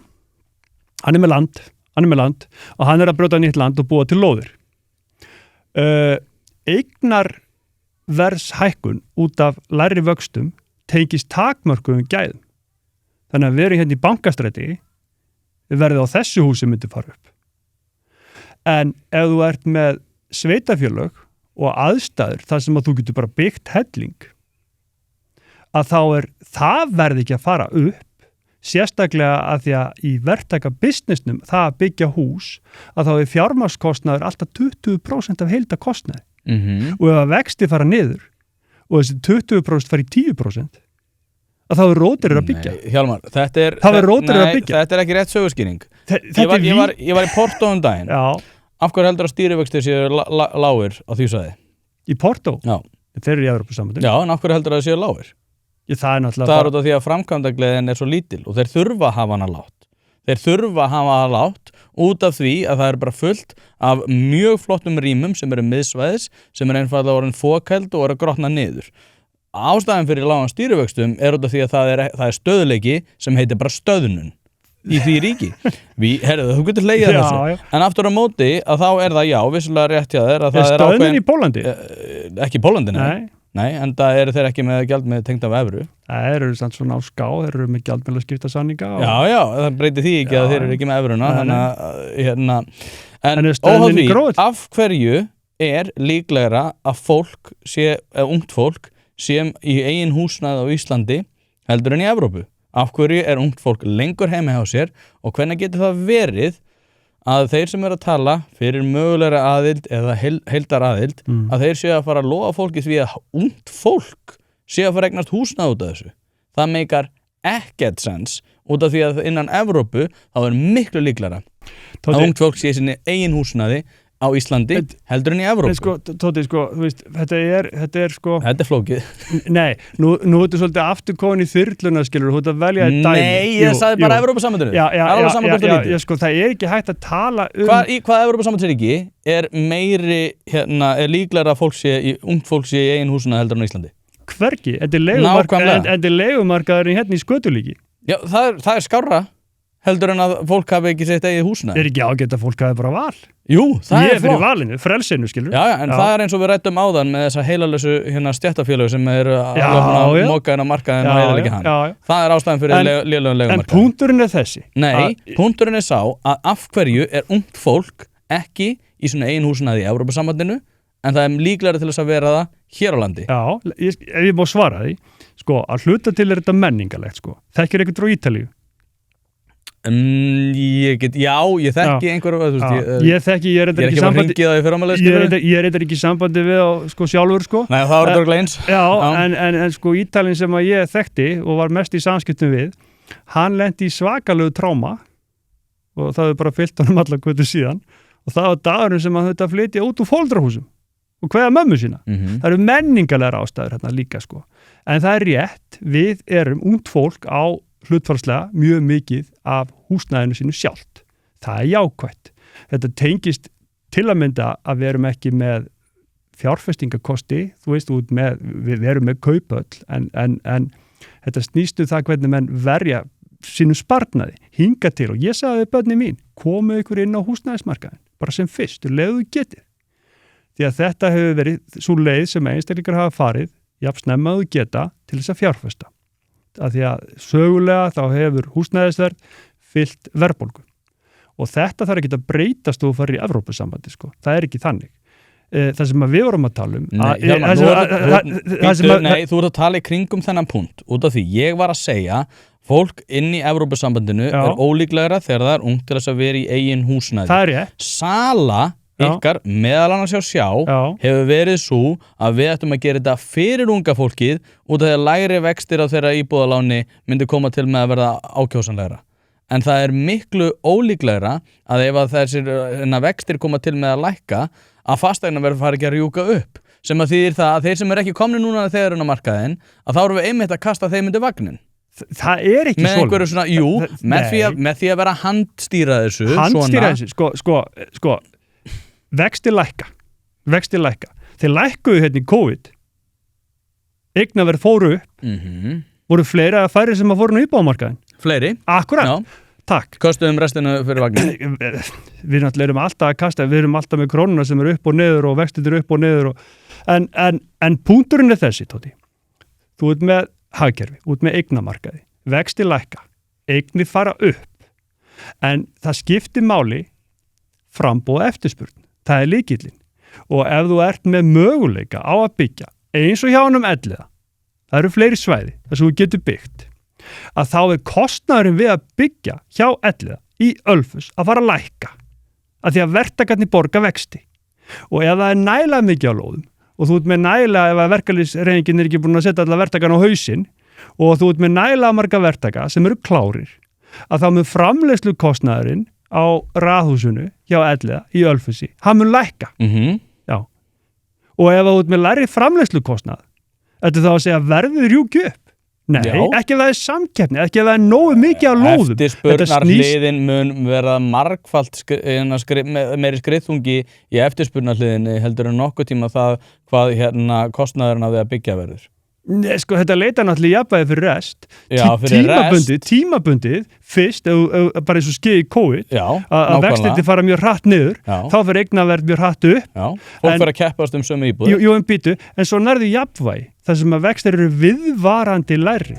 Nýr samstarfsaðili þessa hlaðvarps er HD. HD er íslenskt iðnaðarfyrirtæki og þjónustufyrirtæki með yfir 150 sérfræðinga á 5 starfsstöðum. Fyrirtækið rekur sérhæfð vélaverkstæði og stálsmiður, sinnir viðhaldi og uppsetningum á lykilbúnaði og veitir sérhæfða vettvangsþjónustu til dæmis fyrir raforkuver, hitaveitur. Þetta er bara allt sem að við kemur raunhagkerfinu.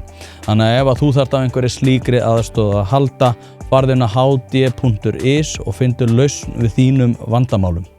Og þá er framleiðslu kostnaður við íbúðir að fara að lækka, sem að nemur sparnanum hjá verktakanum við að fjármagna sig. Ekki satt. Það hlýtur að vera. Já. Og ef það er nægt lóðaframboð. Húsnæðisliðurinn er þriðjungur af verðbólgutölunum, þannig að þú veist við að sjálfsögðu haldast vextinni háir. Ekki ef að þú ert komið með evru. Jú, þetta er, sko, út af því að við erum náttúrulega búin að vera, út af því við vorum að tala takmark og gæða. En skilurðu punktin sem að ég er að menna? Ég fatta punktin. Þú ert að lækka framleiðslukostnað á íbúðarhúsnæði, ef að lóðaframboðið nægt, að þá á íbúðaverð á þeim stöðum sem er ekki algjör skortur eins og í 101 og hérna í Reykjavík, að þá á það að lækka. En þú ert að halda breytum stöðum sem ég tel ekki rétt að gera í þessu dæmi. Halda ákveðnum breytum stöðum eins og það að ef þú ert með takmarka gæði til með svo lóðum, ef þú ert með launakostnað sem að hækkar upp úr öllu valdi, eitt sem að þið sem er að tala fyrir aðild bendið mitt ekki á ég er ekki að tala fyrir aðild, ég er að tala fyrir já það er bara, brúna þingri ég ætla að fara að passa mig. Nei, kjaramálin geta ekki verið þannig að eins og þú varst að nefna áðan, við erum að hækka laun á 50% á einhverjum 5 árum, skilur, eitthvað svona ævintýralegt. Er það gott eða slæmt? Það er mjög slæmt. En þessar breytur verða að vera vegnar inn í líka. Og það er kaupmáttur þrátt fyrir þessa verðbólgu hefur komið til með að hækka á síðustu árum.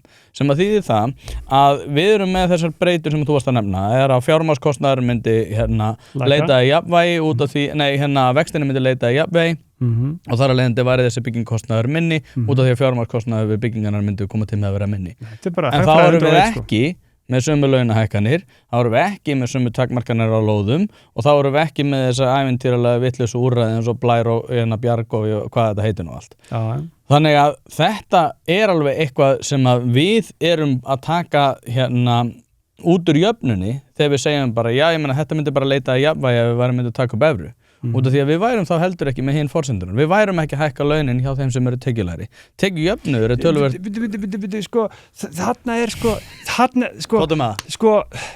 Tekjujöfnuður er bara mjög mismunandi innan Evrópusambandslandana og þetta snýst lokal pólitík, sko. Þetta er ekki þannig að... Jöfnuður er mestur hérna. Já, það er bara frábært og þá við getum alveg að halda honum þannig að við viljum það. Það er ekki að fara að banna okkur það. Og þetta með þú veist, er það eftirsóknarvert að hækka launum 50% á 6 árum og vera í verðbólgu? Það er galið. Það er galið. En það vorum við ekki með rétta fólkið.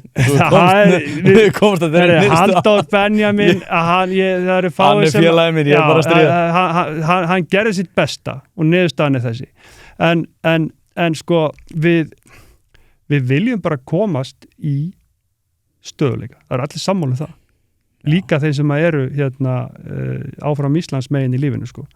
Við vorum, svo skjótanleika við vorum líka bara með vitlausa ríkisstjórn. Ég er sammála, þetta var ekki Halldóri Benjamin að kenna.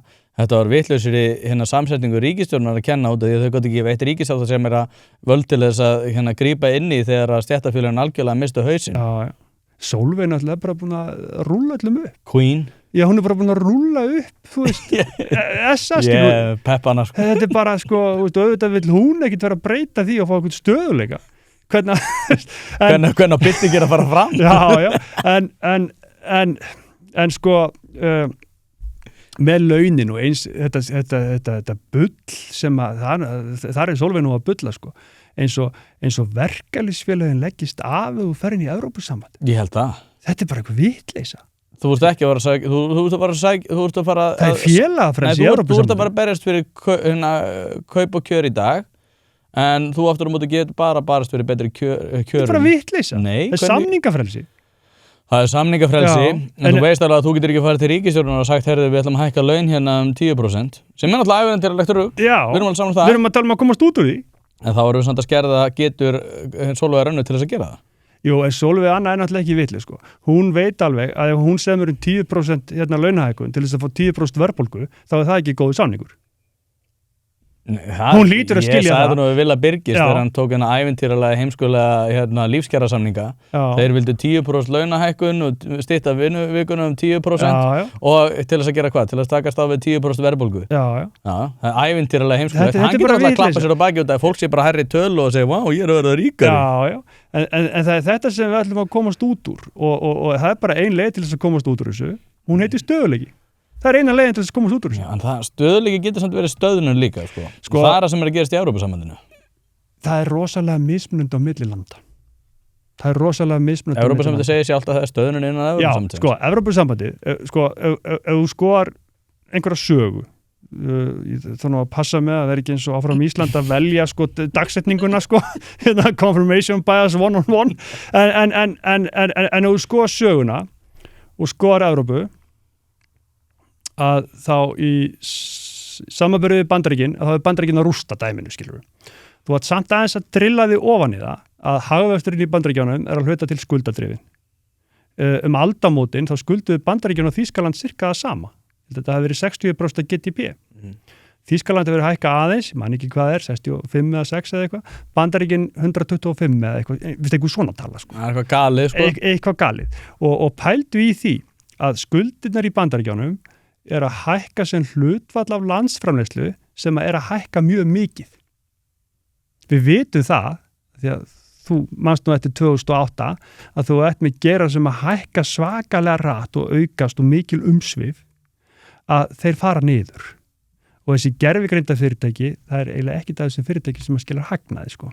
Ekki ennþá? Nei, ekki ennþá. En traustið til fjárfestingur er aftur á móti ævintýralegt? Það er ævintýralegt.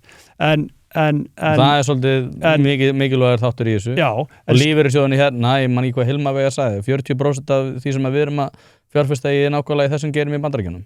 Gennum lífeyrissjóðina. Já, ég þekki það ekki. En þú skoðar Evrópu og þú metur þetta bara við önnur hagkerfi innan OECD. Þú skoðar þetta með við Kanada, Japan, Ástralíu, Brexit UK, þá er hagvöxtur meiri í Evrópu.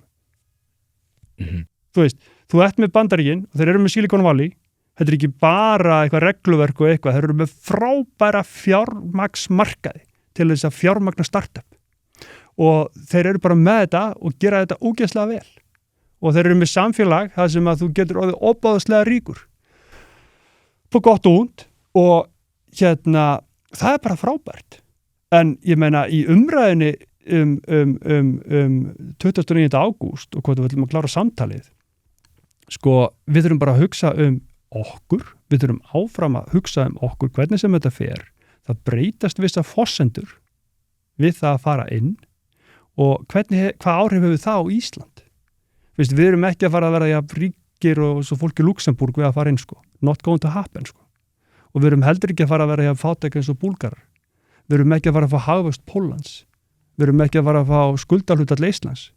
Þú veist, en aðstæðunar hjá okkur breytast og við erum inni í gegnum EES að veruleiti og maður þarf bara að meta þetta svolítið kalt út á Íslandi sko.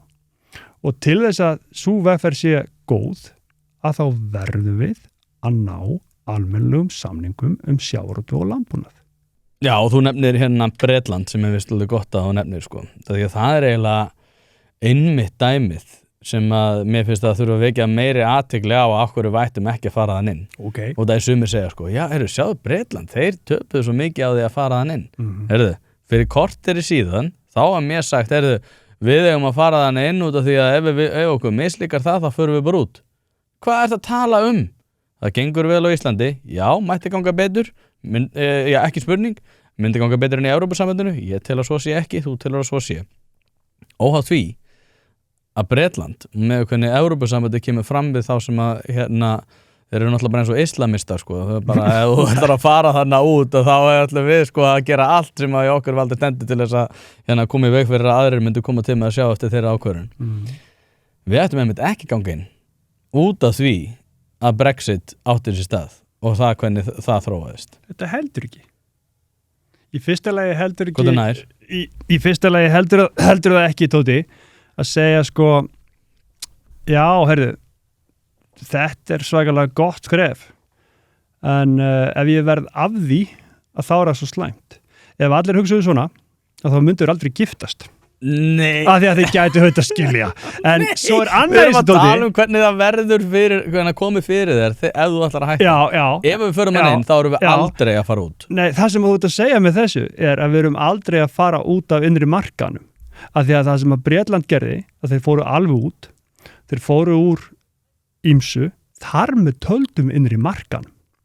Og auðvitað hafaði missóltið pólitískt vægi svona geopóli, þeir eru bara Bretland, þannig að ef þeir koma fram með einhver mál í dag, að þá er það náttúrulega miklu minni vikt á bak við þau mál sem að þeir fengu Evrópusambandi til þess að koma fram með. En í businessnum í Bretlandi að þá er stóra máli að þeir fóru út af innri markanum. Þannig að það sem að Brexit staðfestir er að við verðum að vera á innri markanum. Það eru 2 leiðir til þess, og Bretandir hafa skoðað það, að fara eins og þeir kalla the Norwegian Way, EES-leiðina. Og Bretandir eru nú ekki sammála margt pólitískt bæði konservativ og Labour. En þeir segja að þetta er ekki leið fyrir okkur. Þetta er bara rule taker approach. Taka við einhver reglum án aðkomu okkar. Og þeir hafa aldrei eitt tíma í að skoða þessa leið. Fyrir þeim er þetta bara annarkvæmt fyrir utan eða ganga inn. Þannig að ég myndi segja að Brexit staðfesti það fyrir Ísland, við getum aldrei farið út af innri markanum. Fiskur er lýðheilsumál og við þurfum að borða meira af honum. Þess vegna er þetta hlaðvarp í samstarfi við fiskhúsið.is, heildsala þar sem þú færð allt það sem að hugurinn girnist. Hvort sem þú ert í veitingarekstri, hótelrekstri eða fara að halda viðburð þar sem þú þarft ferskan fisk, þá ferð þú inn á fiskhúsið.is og skoðar alltaf úrval sem að þeir hafa upp á að bjóða.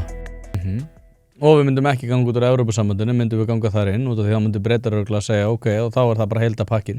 En nú erum við innri markaðinum. Já. Og það er það besta. Samkvæmt Norðmönnum eru við 75% inn í Evrópusambandinu. Samkvæmt Norðmönnum eru þeir sjálfir 70%. Sama gildur okkur. Við erum í Schengen eins og þeir. Við erum á innri markaðinum eins og þeir. Ég kaupi þetta ekki. En allavega, segjum bara þessi 70%. Og við erum að fara að kaupa þessa krokkskó að fullu. Setja hann að hægra löppina líka. Og með hann að leigjenda áðan sem þú nefndir, það er náttúrulega leigjandinn gæti verið góða forsendur, en aftur á móti þarft þú að búa við það er alveg hægt að vera í krokkskóm að eilífu, en þú þurftir að vera í svona hollenskum tréskóm alltaf og það er forsenda fyrir því að við getum búið saman. En þú munt fá að njóta alls konar, en þú þarft aftur á móti að vera í þessu regluverki sem er þessi tréskón. En höldum okkur við Bretland. Út af því að það er rétt, þeir fóru út á innri markaðinum og það var bara mjög mikil vandræði í sambandi við Schengen, mjög mikil vandræði í sambandi við ýmis mál. En þeir aftur á móti þeir ætlaðu að fækka innflytjendum við að fara svo jókst það einmitt og núna snýst alveg eins og í öllum öðrum Evrópuríkjum sem snýst það bara útlendingapólitík en við ætlum að fara að kæra okkur inn í þau vandamál náttúrulega líka en aftur á móti af hverju myndum við koma til með að græða á því að vera þannig inn að fullu ef að Bretar sáu þessi ekki fært að vera þannig inni og að við ætlum að fara að ganga þannig inn því að ef okkur, segjum sem svo að okkur mislíkja það, þá erum við aldrei að fara þannig út nema þegar að öllu síðustu strókunum verður skúrað út í Brussel. Skotarnir eru nú nær okkur heldur Bretar. Þeir náttúrulega vildu aldrei fara út. Nei. Menna Nei, við erum ekki að tala um það. Ég er að segja einhverju veruleika þar sem að við myndum ekki vilja vera inni, þá er sá veruleiki aldrei að fara að koma upp. Já, en þetta er samt eitthvað. En þetta ekki sammála því, þú ert aldrei sammála mér, þú segir alltaf, það er nú sko flókið. Þú hefur alltaf valið, og þó að Bretland hafi farið illa af því að fara í Brexit og tapa eiginlega á öllum sviðum, og ég held að sé nú að mynda svona pólitísku jarðvegu, þú fylgist sennilega betur með því, en ég held að það komist bara dagskrá á næstu árum að fara aftur inn hjá þeim, sko. En það er ekki þar með sagt að þetta myndi alveg endurtaka sig fyrir okkur. Það er ekki sjálfgefið. Þú veist, maður veit það ekki. En svona er þetta alltaf bara í lífinu, skilur, að öllum tækifærum fylgja einhverjar ógnanir og hættur.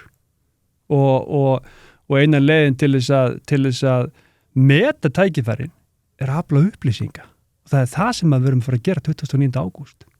Afla upplýsinga. Þú veist, ég er ekkert með svör við þessu öllu. Og ég er búin að starfa innan Evrópusambandsins í 17 ár. Ég veit að það er alls ekki fullkomið. Ég hef líka verið Íslendingur hundlengi, rúm 50 ár, og þetta díla hérna við hlutin á Íslandi. Og það er heldur ekki fullkomið. Þetta snýst það hver er heildar áhrifin.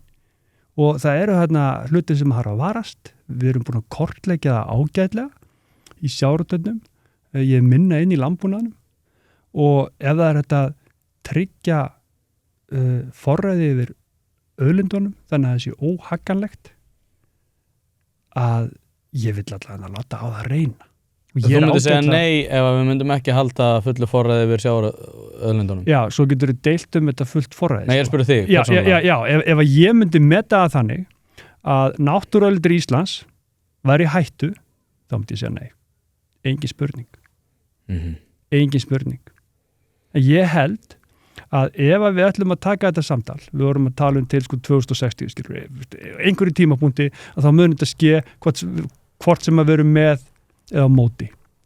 Við eigum þetta að fá annað bankarun og við eigum þetta að lenda í áföllum og við skuðum á að vita hvernig heimurinn verður 5 ára eða 10 ára eða hvað það er, sko. Og þá skiptir tímasetningi svo miklu máli.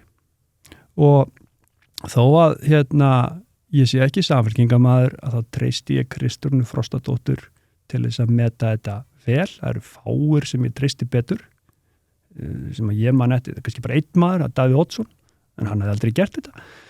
Þannig að ég treysti henni. Við erum í ákveðnir stöðu. Það er ákveðið umrót í heiminum. Norðurslóðir eru mikilvægari, við erum svona pínu nafli alheimsins. Allavega finnst okkur það. Og það er vilji til þess að stækka bandalagið til norðurs, fáinn þjóð sem er með lífsgæðin í lagi og ekki bara sem er tómt vesen, skilur við. Við erum með fjölda ríkistofnana þegar inni og þetta er svona einfaldara fyrir Evrópusambandið. Og ég held að mómentið, tímasetning í samningum skiptir hrikalega miklu máli. Já, ég er alveg sammála því. Í Svíþjóð, þetta er einfalt orðatildæki, það segir svo mikið. Þú málar húsið þitt þegar sólin skín. Þú veit ekki að gera við þakið þegar það byrja að leka. Og núna erum við í fínni stöð.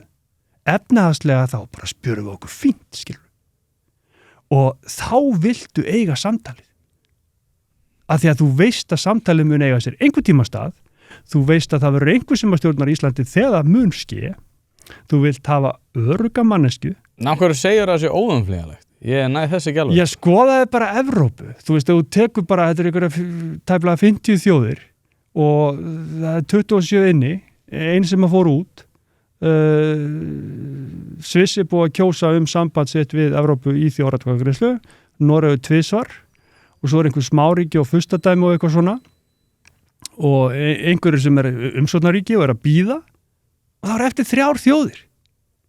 Vistu hvaða þjóðir það eru? Nei. Ísland er 1. Hver eru hinn 2? Þú segði mér það. Rússland og Hvíta-Rússland. Já. Við erum ekki að tala einhverja óvissu ferð sem enginn hefur farið.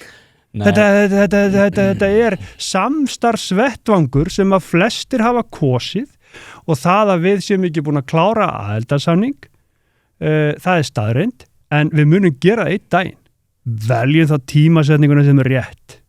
En finnst þér samt þessi ríkisstjórn hafa í rauninni stutt undir það að þau ættu að vera traustsins verð því að þau lofuðu því að hækka ekki skatta sem að þau gerðu svo þau lofuðu því að berja niður vexti og verðbólgu Þau hafa nú reynt það og í smáaleitunum, það skiptir engu máli mér var ekki lofað því í kosningu 24 að við ætlum að reyna að ná vöxtunum niður mér var lofað því að við myndum ná vöxtunum niður fóru niður tíma já, það var út af síðustu ríkisstjórn sem að það var að takast svo náttúrulega hækkuðu skattar ég ekki að fara að verja þessa ríkisstjórn nei, ég ekki að biðja þig það en ég að segja út að þú ert að segja þessi ríkisstjórn á skilið traustið fyrir þessu þá ert að segja það að þessi ríkisstjórn sem að fór á bakorða sinna í sambandi við skatta og fór á bakorða sinna í sambandi við það að vera með 100% plan til þess að ná niður vöxtum af verðbólgu eigi að fá umboð til þess að fara í það að setja fullveldi okkar og tefla því svolítið í tvísínu Þú ert að ég veit ekki nákvæmlega Hvað er rámt að þeir sem ég sagði? Ég veit ekki nákvæmlega hverju var lofað Nei, en hvað er rámt við það sem ég sagði núna?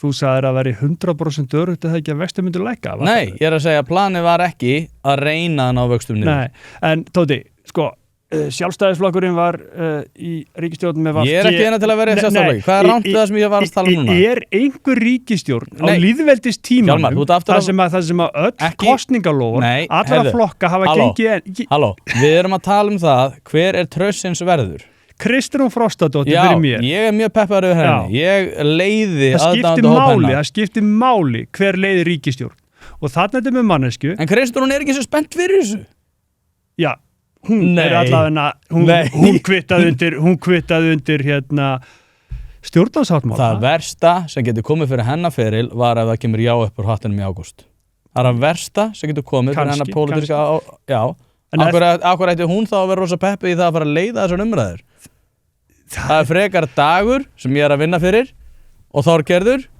sem ég er ekki að vinna fyrir sem eru að fara að leiða þessar umræður Það er bara mjög gott að þú sért með forsætisráðherra sem að sér alveg sólina fyrir Evrópusambandinu er ekki blindaður af því að fara þarna inn hún er þar þú ert með manneskju sem hefur alþjóðlega reynslu þú ert með mannesku sem er gríðarlega vel mentuð og er ekki spennt fyrir að gera þetta?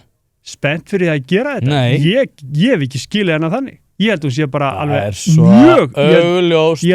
mjög spennt fyrir að klára samningin þú eru að spurja hana, ég er ekki talsmaður hennar en ég held hún sé bara mjög spennt fyrir því að klára samningin fá allar upplýsingar og leyfa þjóðinni að hafna eða samþykja aðildarsamning í þjóðaratkvæðagreiðslu Ég hef fylgst með hverju skrefi sem Kristrún Frostadóttir hefur tekið undanfarin ár áður hún komst á þing ég get sagt þér þetta þegar að hún kom í fyrsta skipti viðtal til mín og hringdi ég í sjálfa vinni minna og ég sagði, herru, það er bara pólitísk stjarna sem er að fara að pakka ykkur saman komin á sjónarsvið og þeir eitthvað, nei, það er nú eitthvað hérna á Kviku og Kaupauki og bladi bladi eitthvað, nei, herru Var hún orðin þingmaður? Nei, hann var hann ekki orðin þingmaður og þeir voru, nei, þetta er ekkert málmaður ég sagði, ég loði ykkur hann er komin bara næsta stjarna íslenska stjórnmála sem hafa rétt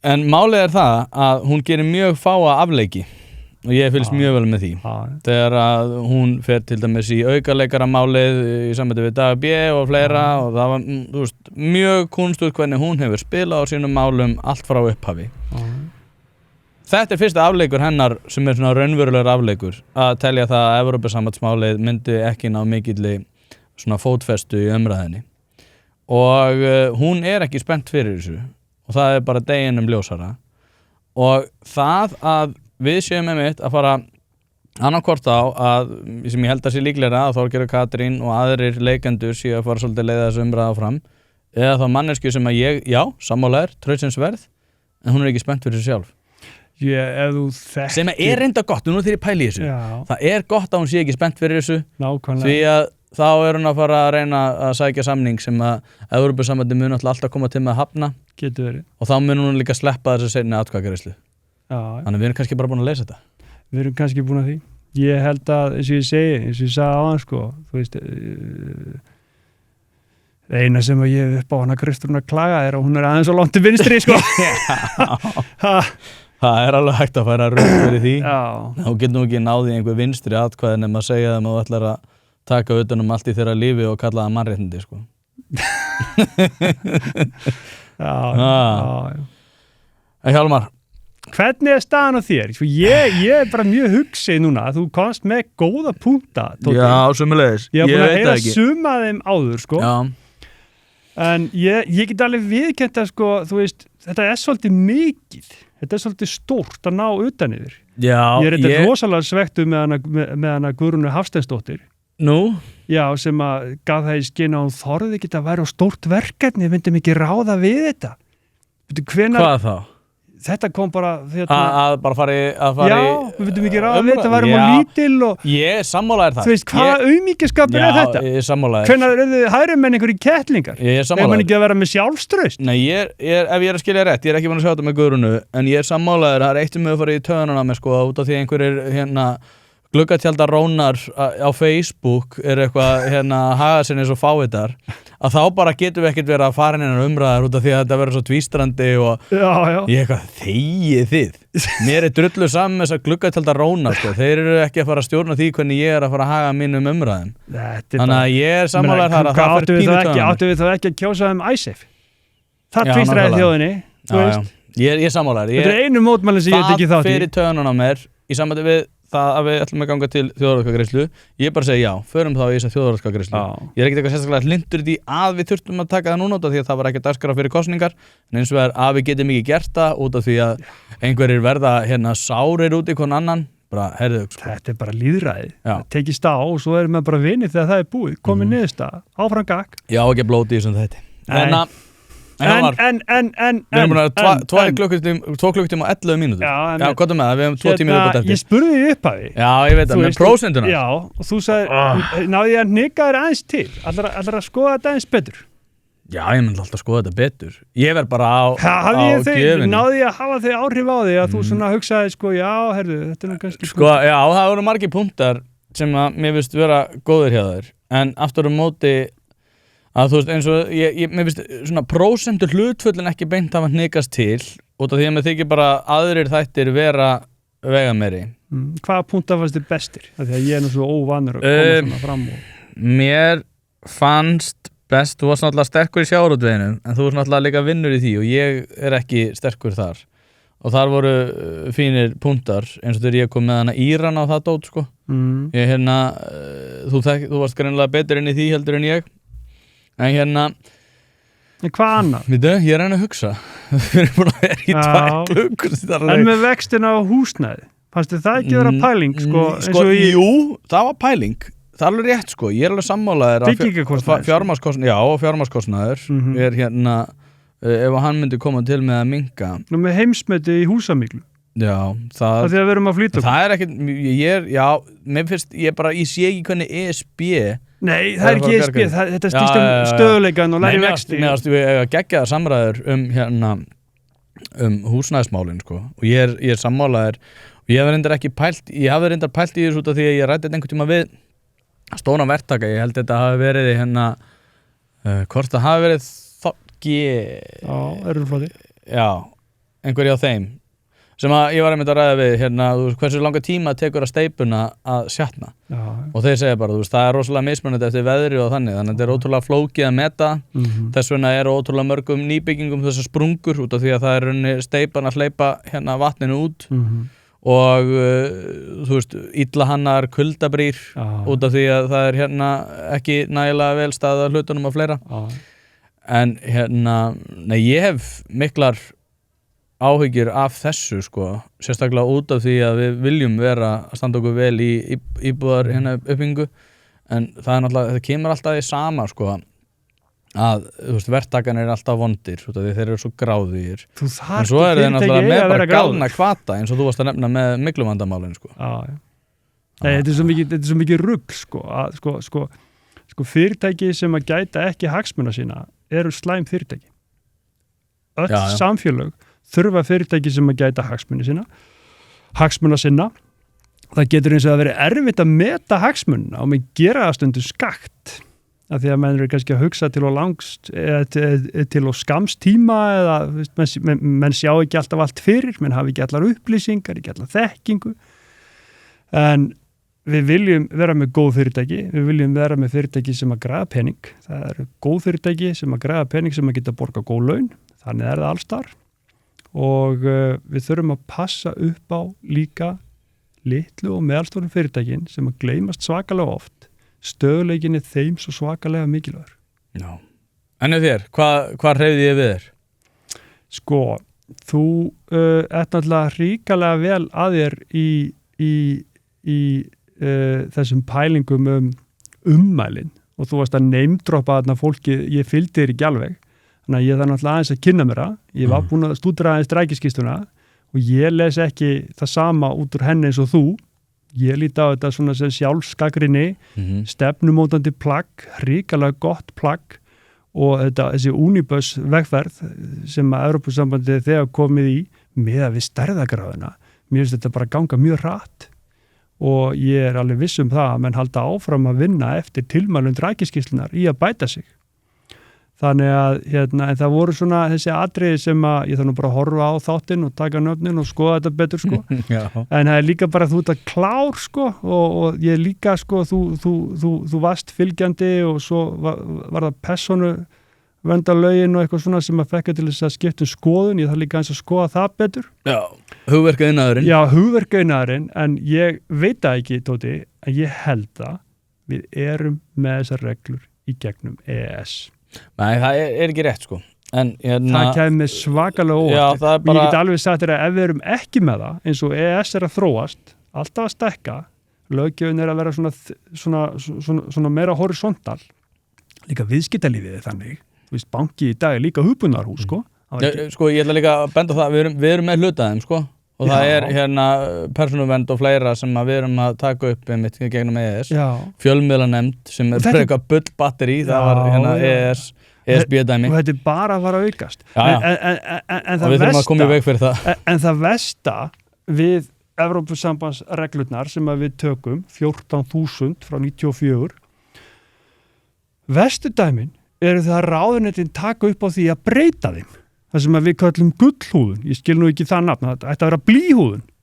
Og það eru viðbæturnar, heima tilbúnu viðbæturnar sem eru vestar. Þú veist, þar eru menn ofta að gera hluti sem eru kannski slæmir, mjög slæma, eða hluti sem eru kannski að slæmum. Já, þetta er spennandi. En við verðum að ljúka þessu, ég þarf að vera að græja annað og myndaðunni þín gafst upp að það fyrir 1,5 mínútu, þannig að en ekki ég, þú er mjög stór skemmtilegur. Hjálmar Vilhjálmsson, þetta var mjög hressandi. Takk aðeinslega fyrir að koma þangað næst. Takk sömuleiðis.